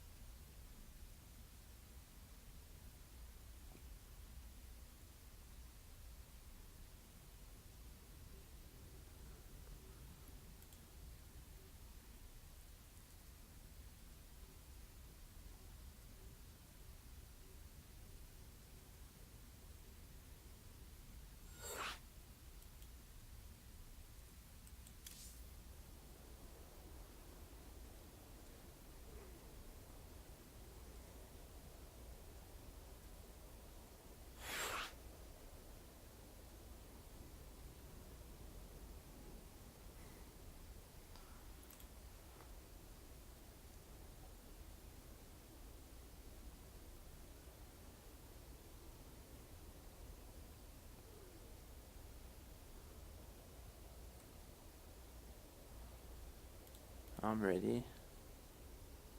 I just want to see if drop does say anything to me before or anything.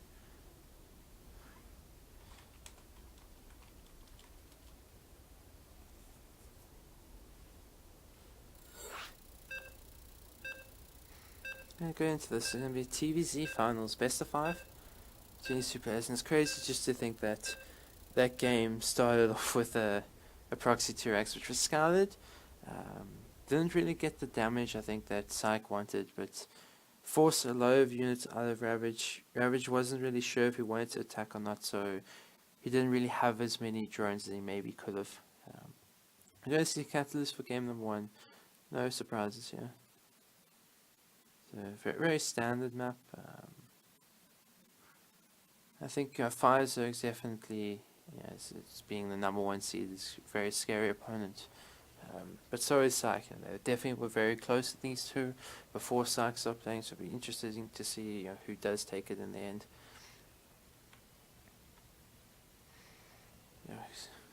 That should actually be a best of 5. Yeah, there you go. And spawning in the bottom right, in the orange, taking our previous series 2-0, he is PsiX. And the top left, in the red, he at number 1 seed in the tournament, he is PsiX.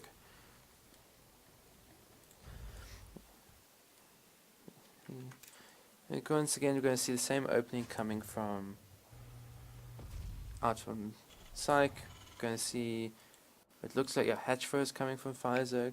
And I think obviously when we saw him earlier on the stream, he played some very weird stuff with drone pools and such. I don't think we'll be seeing that. Obviously his opponent is a lot stronger than Dust was, and trying things like that may put him in a really, really tough position. You're going to see it's very standard play. Nothing to speak about really in the early game. That's much of what the early game is, I think, for a lot of the games. This very standard play. Not really going to see too much out of either player. Oh wait, that's the wrong button. Just because, and this is aggression, players are going to do the same thing. At this point, it's just in a rhythm for them.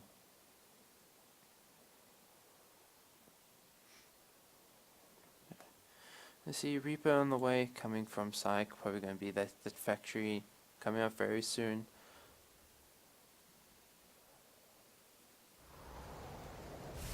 Going to see the mule drop, the factory coming down. See the approach that your PsiX takes to ZVT. Obviously we've seen PsiX, saw that he definitely likes to be very aggressive, constantly throwing units at the Zerg. And it's, normally when you see that, it's more drop heavy, but he's looking definitely for more of those tank pushes. So then does lose quite a few tanks in the game. I can imagine like the tank count that he lost in that last game must have been probably in the 20s, 30s even. He's going to come with the Reaper, see that there's 6 links out. Shouldn't get too much with it, just a bit of scouting done. Going to see the fact there's not really that many links at this point. Going to see the Overlord speed once again, coming from PsiX. He's going to want to see exactly what PsiX is doing. Is he making Hellions? Is he going for a fast load CC? Stuff like that.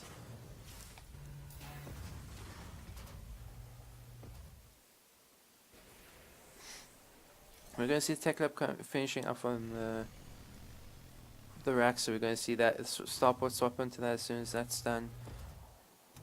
Going to see a couple Hellions move out at this point with the Reaper. Probably just looking to deny that third base at this point. Drone is going to come down. Link speed is now finished, so the Reaper does need to be really careful, especially with 6 links out.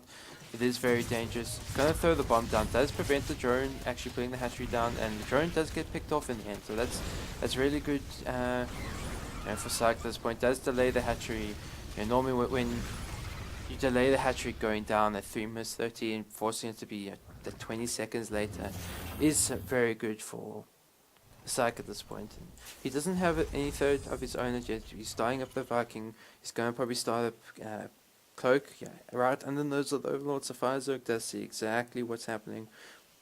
He's got also sees that there's Stim in the way, so he knows that it's going to be a bio follow-up unless it's going to be a fake out. But I think based on PsiX's play, he likes to play very aggressive, and Mech is not really that aggressive, coming from the Terran player.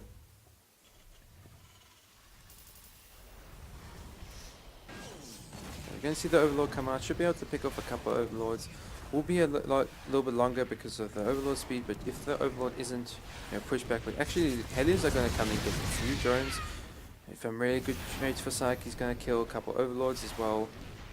One of these Overlords is pretty hurt. The Overlords actually are going to get out of there, surprisingly enough.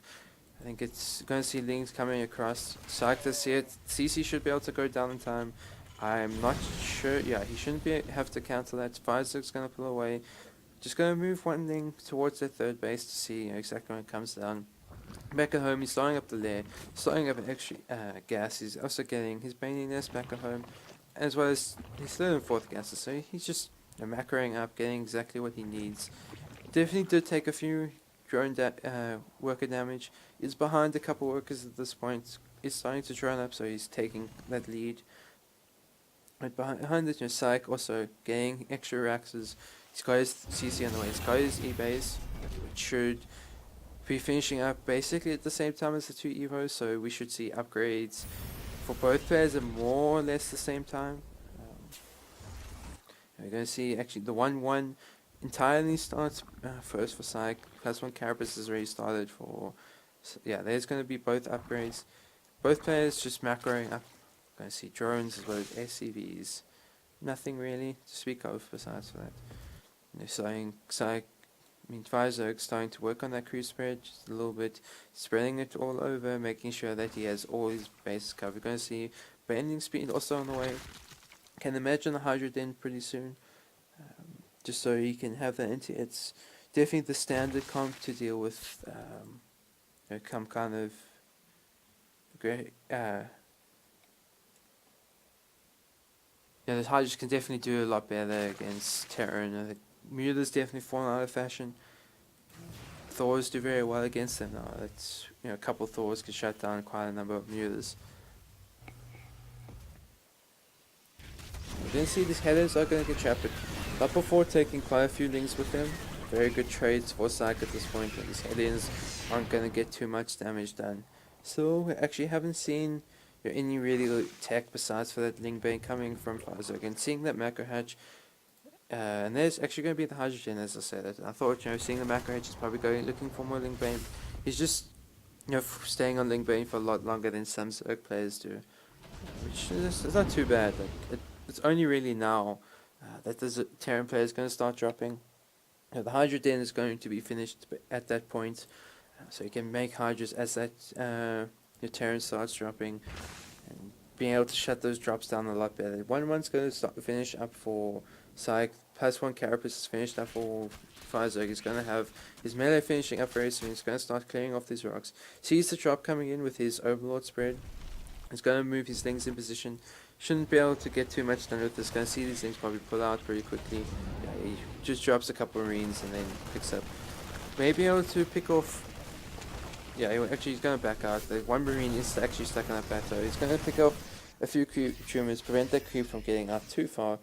As you can see, the vision for PsiX at this point is pretty good. Actually, it doesn't work on this overlay. Never mind. Probably could use this thing. Sucks. You can see just how he has pretty good view of what's going on. Even though his creep rate isn't that far out, he definitely has some really good vision.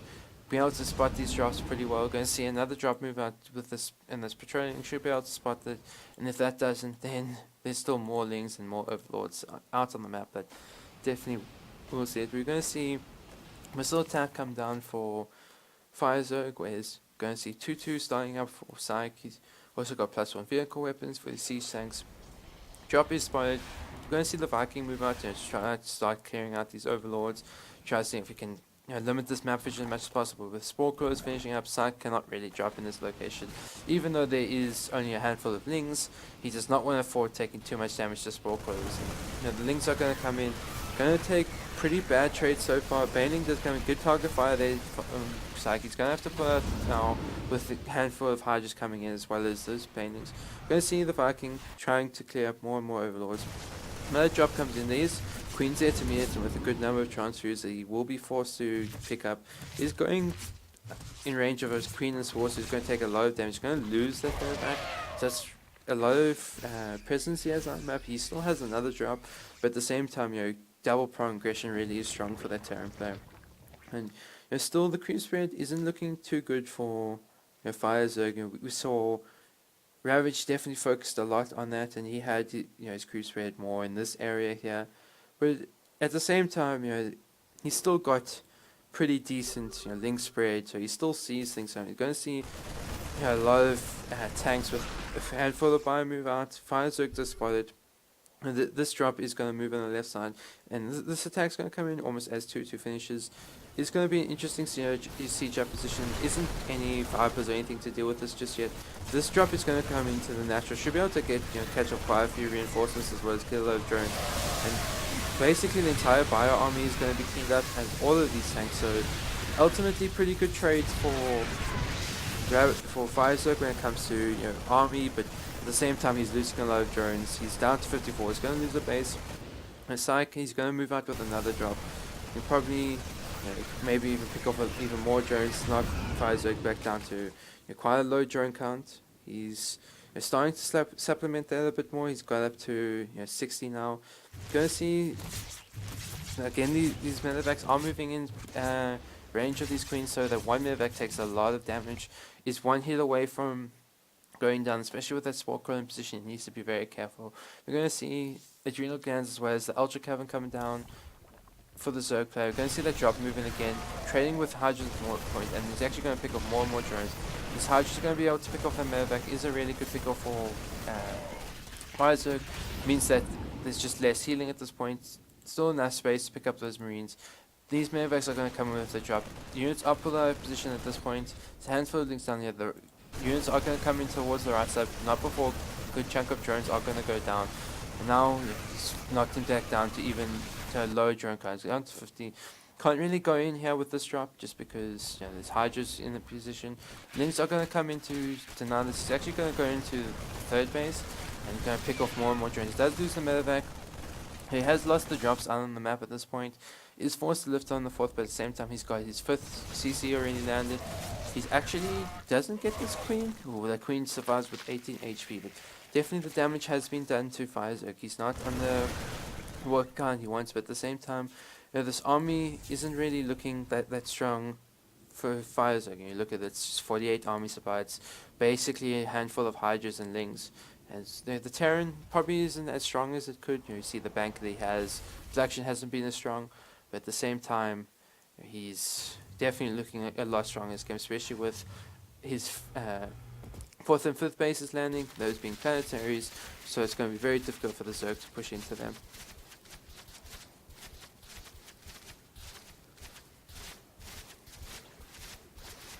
We're going to see Crusade is going to try to start up again. The right side is definitely looking very strong. Left side looking quite a lot weak. We're going to see the push come right side, so it definitely is better for Fire Zerg. But at the same time, his army supply isn't looking really good. Doesn't really have too many bangs. Doesn't have melee really yet. He does have those ultras out. Carton's plating is not yet finished, so these ultras aren't going to be as strong as they definitely could be in the next few minutes. We're going to see another base being taken down. Fire Zerg does expand immediately, so he will have an additional base, but a lot more tanks are coming in with this push.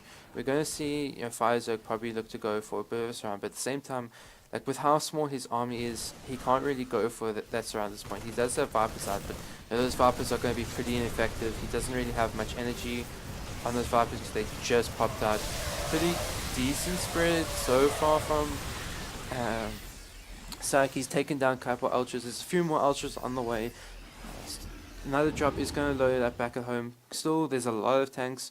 So, even if he's able to clear up this army, he has to deal with a lot of tanks. The Vipers are starting to gain quite a bit of energy, so PsiX does need to be careful with the way he spreads his tanks. Banelings are going to come in, not really getting good connects. Going to try and target down those Vipers, doesn't get them.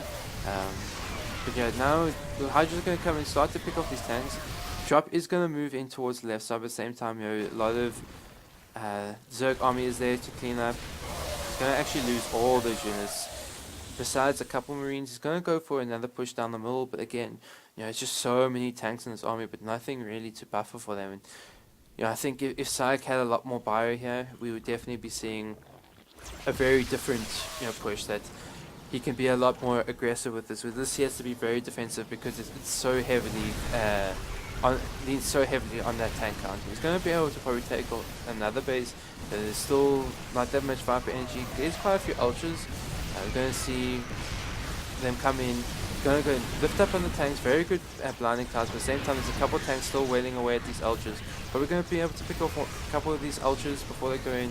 And these ultras that actually cannot even see what's going on, so they're going to move in now.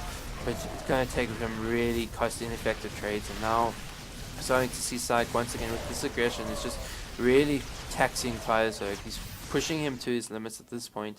He's got a lot more units on the way, but you know, he's definitely lost a couple ultras unnecessarily. He's probably going to lose a couple more just fighting by themselves. And that's the one thing. Like, ultras also very similar to tanks, that they need that coverage. And you know, with that choke point, they're not really going to get too much done. That ultra is very low. Sporko is going to move up, but that's going to go down almost immediately. Does get the transfuse. Ultra, so they'll be able to survive longer. Does get a good surround on the Bio army. Does be able to pick off quite a bit of it, but at the same time, he's losing quite a few of his ultras. And now the Vipers are going to come in, you know, for a couple of ducks and blind clouds, but there's just not really that much Zerg, you know, to follow up on the Viper energy. There's a lot of Banelings, but a lot of this army is just in Marauders, and those tanks just take them out even before anything happens. And now PsiX going to push in even further, going to take out this base, and there's just very little army supply left for PsiX. He's got a couple ultras on the way, a handful of Lings, but with this many Marauders, this many tanks, Liberators, it's going to be very difficult for PsiX to break this. He doesn't really have a ban to make any more units at this stage.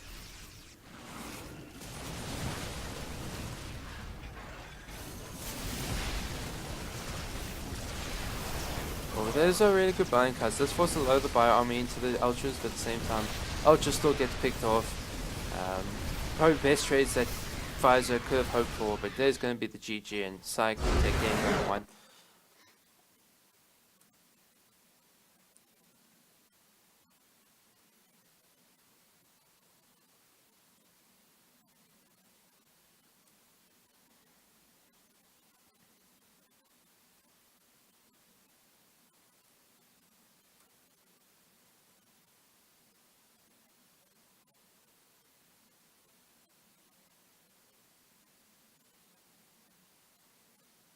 Very clinical there from PsiX. Very well done.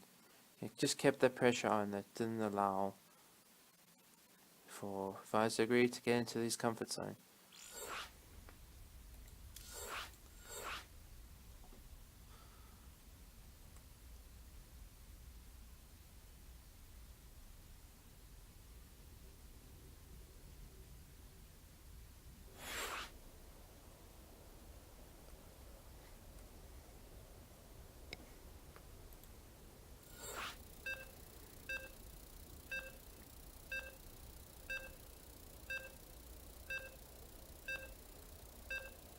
We're going to game number 2. It's going to be on Lost and Found. These players want to get these games underway very quickly. Not surprised. You know, PsiX, we could see him go for the proxy Turax again. Even though with Scout it still did force out a lot from Ravage in the previous series. This time maybe it does go unscouted, and then he gets a lot of damage done with it. Spawning. Wait, let me do actually before that. Do this, that, and then yeah, that's good. Spawning in the bottom right, left, in the orange, playing Terran. He is PsiX. And the top right, in the red, playing Zerg, sending out a very early drone scout. He is PsiX. I wonder if this is going to be for proxy hatchery. Could be. Could very well be. Wouldn't be surprised. I'm not back at home. PsiX's not going to proxy this time. And this drone is definitely going in a very suspicious location. That's not for a scout. That's for a proxy hatchery. And now, with 300 minerals coming, there it goes down the hatchery. And you know, one thing PsiX didn't do last game was SCB scout. So his first warning of this is either when units are going to be knocking on his door, or when that Reaper is across the map, and that's never really when you want to scout something. as the Terran player. You definitely, I feel it's a lot better to scout for. With that SCV, you just get a lot more done with that.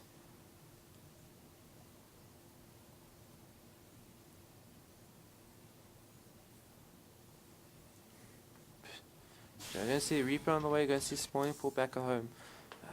PsiX doesn't seem to be mining too much gas at this point, besides obviously that first one.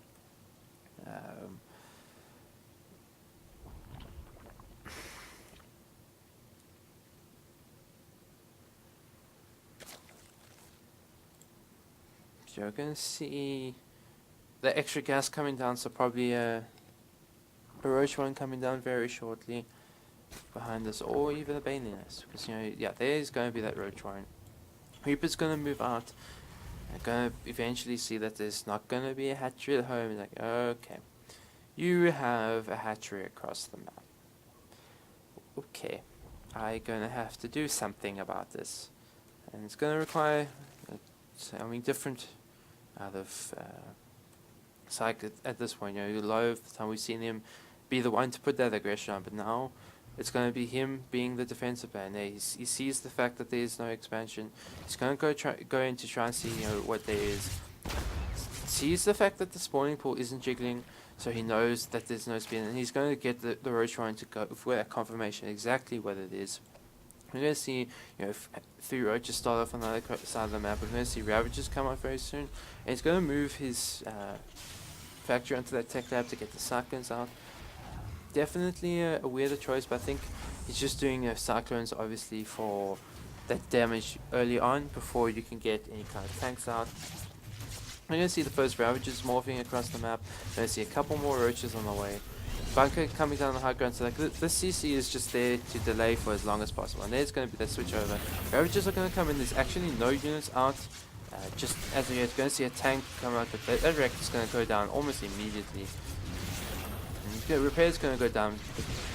Marine should be able to get into that bunker, but not before the bunker takes quite a bit of damage. So yeah, repair will go down. Marine has to go all the way around, so these Ravages are just taking pot shots off at this point. Now with 2 extra Ravages, he actually might be able to just take down this bunker straight away. And this is looking rough. He's going to be able to get a tank up very soon. But at the same time, the supply depot is going to go down. He's going to force the Ravages away. And keep in mind, like, this hatchery is proxy, so it's definitely a lot more committed than we normally see. But at the same time, there's creep spread here, so you can still contain the base for quite a long time. We're going to see him start to actually kill his own Overlord, so he loses vision of high ground. But he's going to actually come in with a couple Lings. Going to move the Roaches up a while. I think actually there's just not really much for PsiX. As soon as the tank goes down, now it's just SCVs fighting against Ravages. Another tank does come in. It's going to be unsieged at this point. They're still low bars. Transfusers actually go down the Ravage. One Ravager is very low, but the tank at the same time is low. The tank goes down. There's the GG, and the fires will take game number 2.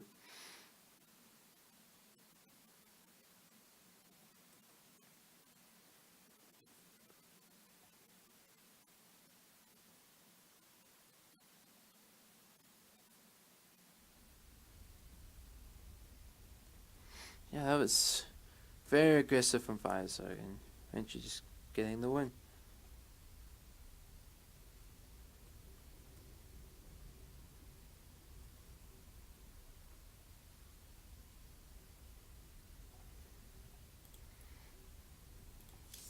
Let's see what PsiX chooses for map number 2. And the map number 3 is going to be Redshift.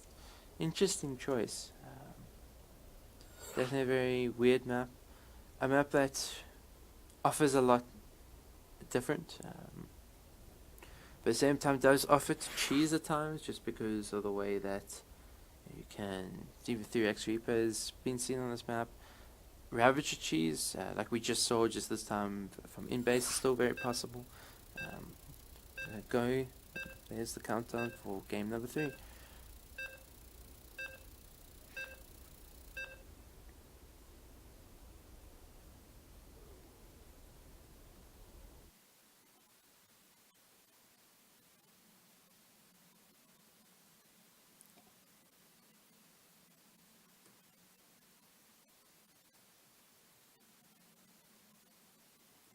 loading up.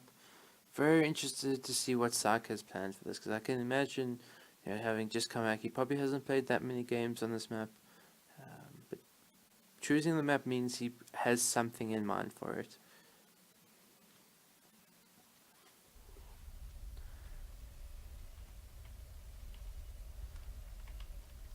So, we've got spawning in the top left, in the orange, playing Terran, he is PsiX.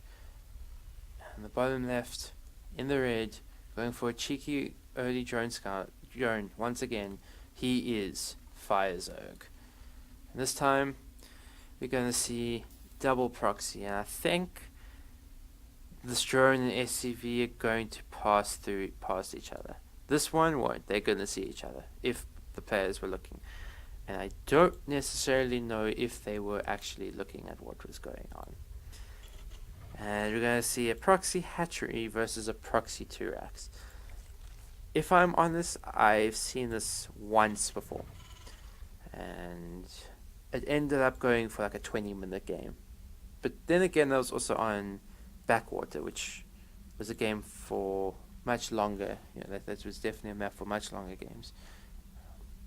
And you see the hatchery go down at the third base location of the Terran player, unless you take the gold base. But we're going to see these proxy 2Xs, they're not going to get scouted as yet. Definitely a weirder map. I think if PsiX's going to go in, he's going to see, okay, you don't have a natural. Maybe you've taken the gold. Okay, you don't have the gold base. I'm getting proxy hatched. And I think things are going to be out first.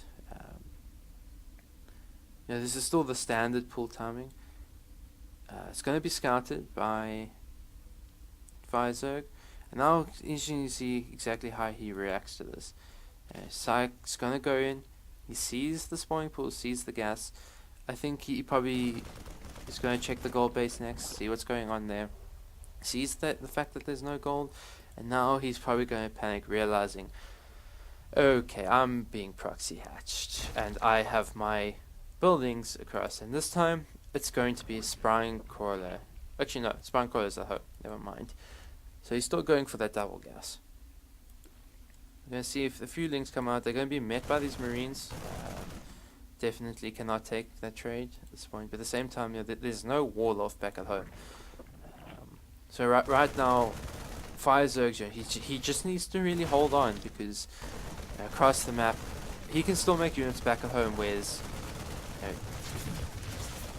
PsiX can't. His factory will be starting very soon, but at the same time, the roach one will be halfway done by that point, and he'll be able to make good ton of roaches, even ravages, which will do very well. Lings are going to get caught out. Spine Crawler does move up, and there's quite a few marines here that can probably burst that down pretty quickly. Factory just starts now. Roaches are going to start pretty soon. Actually, he makes a few drones across the map. Very interesting choice, considering he had the roach one to spend quite a bit of lava. Marines are going to come up, take out this queen as well as take out Spine Crawler. Drones are going to have to be pulled across the map. Marines are going to cut back. I think a couple of roaches, they beam off back at home. Should be enough, but these links are going to start to work on the factory. Shouldn't be able to get that down just yet. A couple of roaches are going to pop. Should be able to... Actually, I think the Marines are going to win this battle eventually. Ooh, actually no. With the drone pull, definitely the roaches win that. At the same time, he's working on the factory across the map. Not really forcing it to do much. One roach is going to be morphed across the map. Going to see one ravager as well.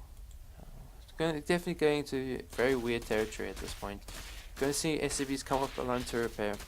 Once this alien is out, shouldn't be too much that can really do damage. Things will probably be forced away, but with this one queen coming out, as well as this one roach, should be able to do this. The ravager is going to walk across the map. At the same time, there's 5 marines against the queen, and the marines do win that battle.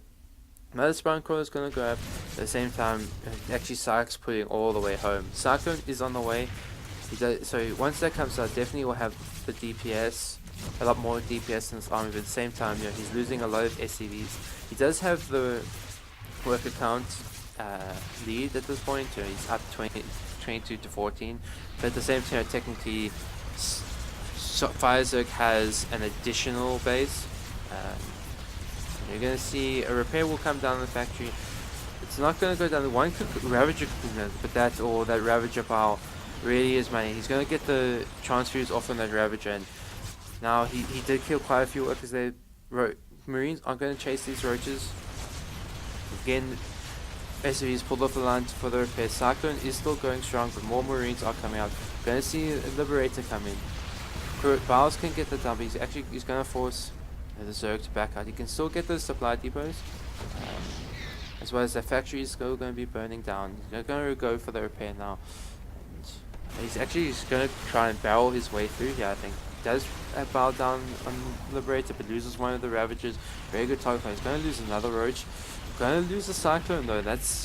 Is a bit rough, but at the same time, your Psych really is getting up in his own spot. He's got Marines across the map, which I think he's just a bit hesitant to go up because of that Spine Crawler, especially now that it has vision. He'll get damage across.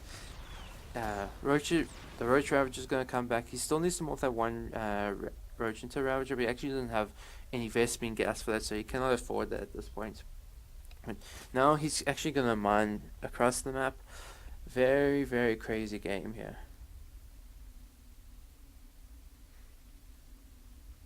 This is a very interesting game that this has devolved into. That's for sure.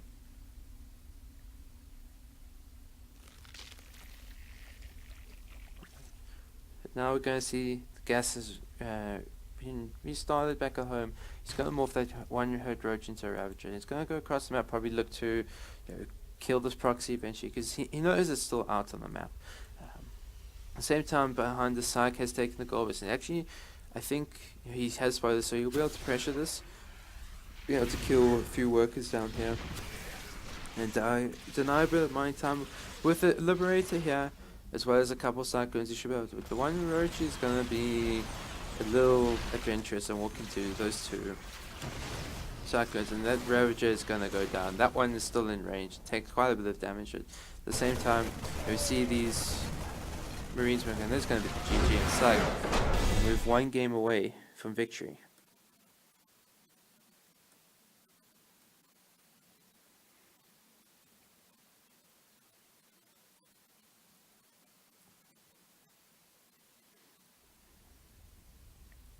Yeah, it's always a very interesting game thing, because that's not really not something you see very often. Proxy hatchery against the proxy racks. So for both players, definitely out of the comfort zone. So not really knowing exactly what to do. I think PsiX panicking a little bit, trying to make things work, and just really didn't do exactly what he could have in that situation. Gonna be Dreamcatcher next for map number 4. I think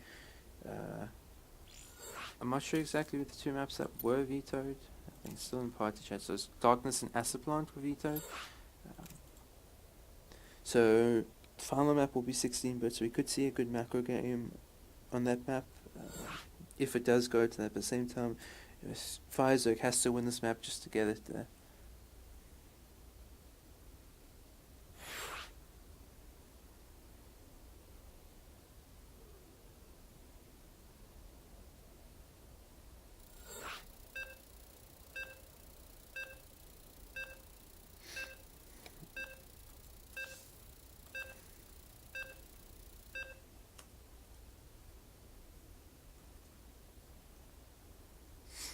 You're going to see game number 4 loading up on Dreamcatcher.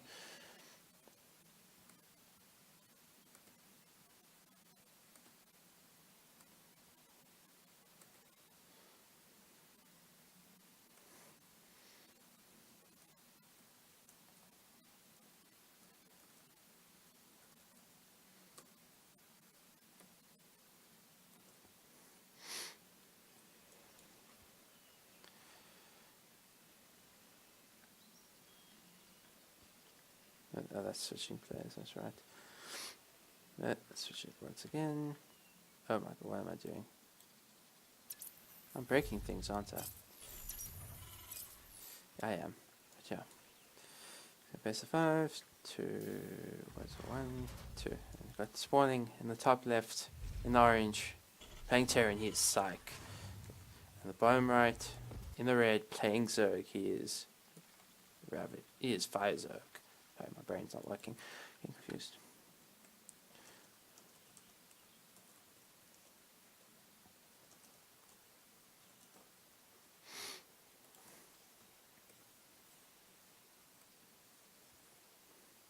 So we're going to see both players make their stuff at home this time.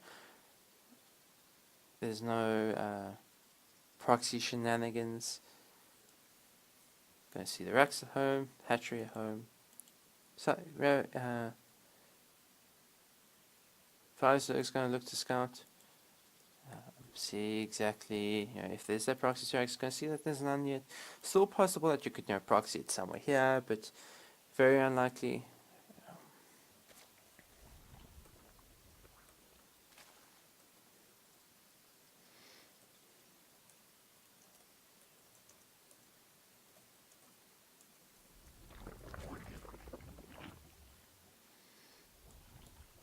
You're going to see CC coming down for PsiX. He's going to go for the standard, looking like he's going to actually scout for the proxy hatch this time, making sure that that's not happening. Let's make sure let's stay in the game.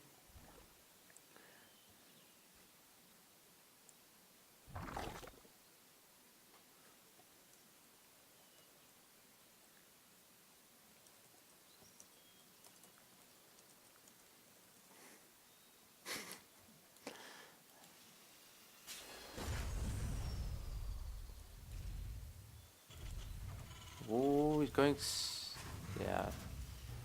Normal play coming out of PsiX. We're going to see the factory. Going to finish up slightly before that reactor, but nothing too serious. So we'll be able to start this headings out in time. You see, the Reaper's going to pressure in. Those Fuelings are just setting up, waiting for that Reaper to come in. Seeing if we can get it. Try and take a Link. Link does get very low. Going to see Overlord move in with the Overlord speed on the way. We'll be able to see exactly what's going on. Starport does start up. Going to see the Tech Lab as well as Hellions standard that we saw in the first game.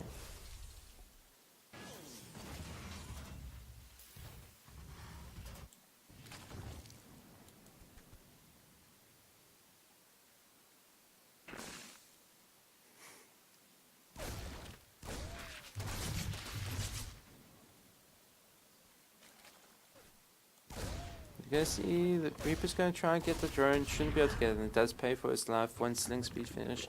So the hatchery goes down normal time. Going to see a good Overlord spread around the map for Fire Zerg. A couple of Hellions do go home, realizing that he can't really deny it.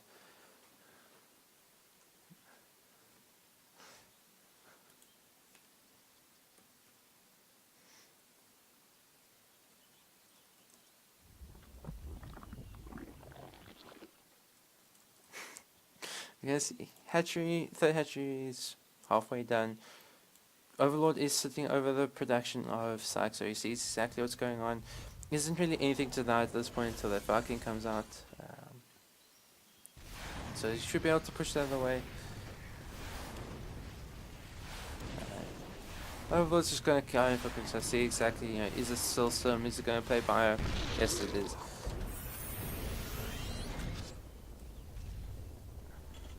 I can see quite a few Overlords on the way coming from Fire Zerg. I think that's just to get unsupply blocked. Normally, you only see a lot of Overlords on the way when you supply blocked, or if you're putting down a Roach Warren, so like you want to make a lot of units, but at this point it doesn't even have the Roach Warren.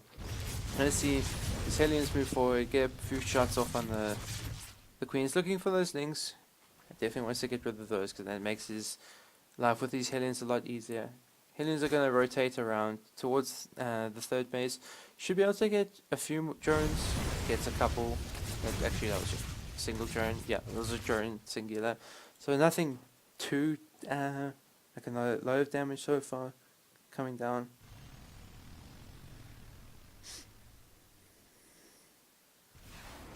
Yeah, you can see the Vikings going to come in. Look, care clear more overlords, push them, at least push them away from it. With these queens there, this Viking is going to go down, so he definitely loses that potential. Hens are going to come in, pick off that one creep tumor and get out.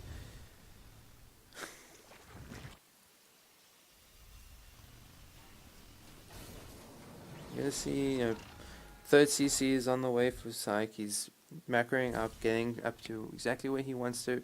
We saw very much in that first game. Having Dreamcatcher, a very different map. It's a lot bigger.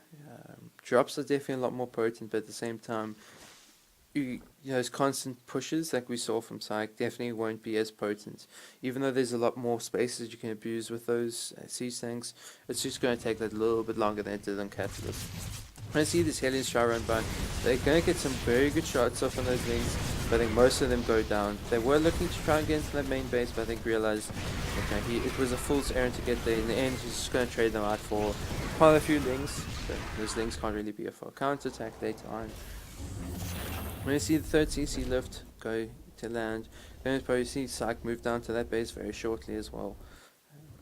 This time I think PsiX definitely looking a lot better in terms of the drone count compared to game 1. To take quite a few ling losses there, so he does have to remake those to defend drops. You see the Hydra speed on the way, so you can defend those drops. You can make Hydras now. A very similar setup for him for game number 1. You see drop moving towards the right side. The creep spread should be able to spot this, so the links should be able to place himself in position in time. Going to see the Overseer fly over the third base, so we'll be able to see that the third base has landed. Will not go down. Lynx should be able to get this around. He's going to be forced to pick up with it. Does lose a couple Marines in the drop, but nothing too serious at this point. Army is coming down for PsiX. It's going to finish just a little bit after these upgrades, so it's going to time like a little late.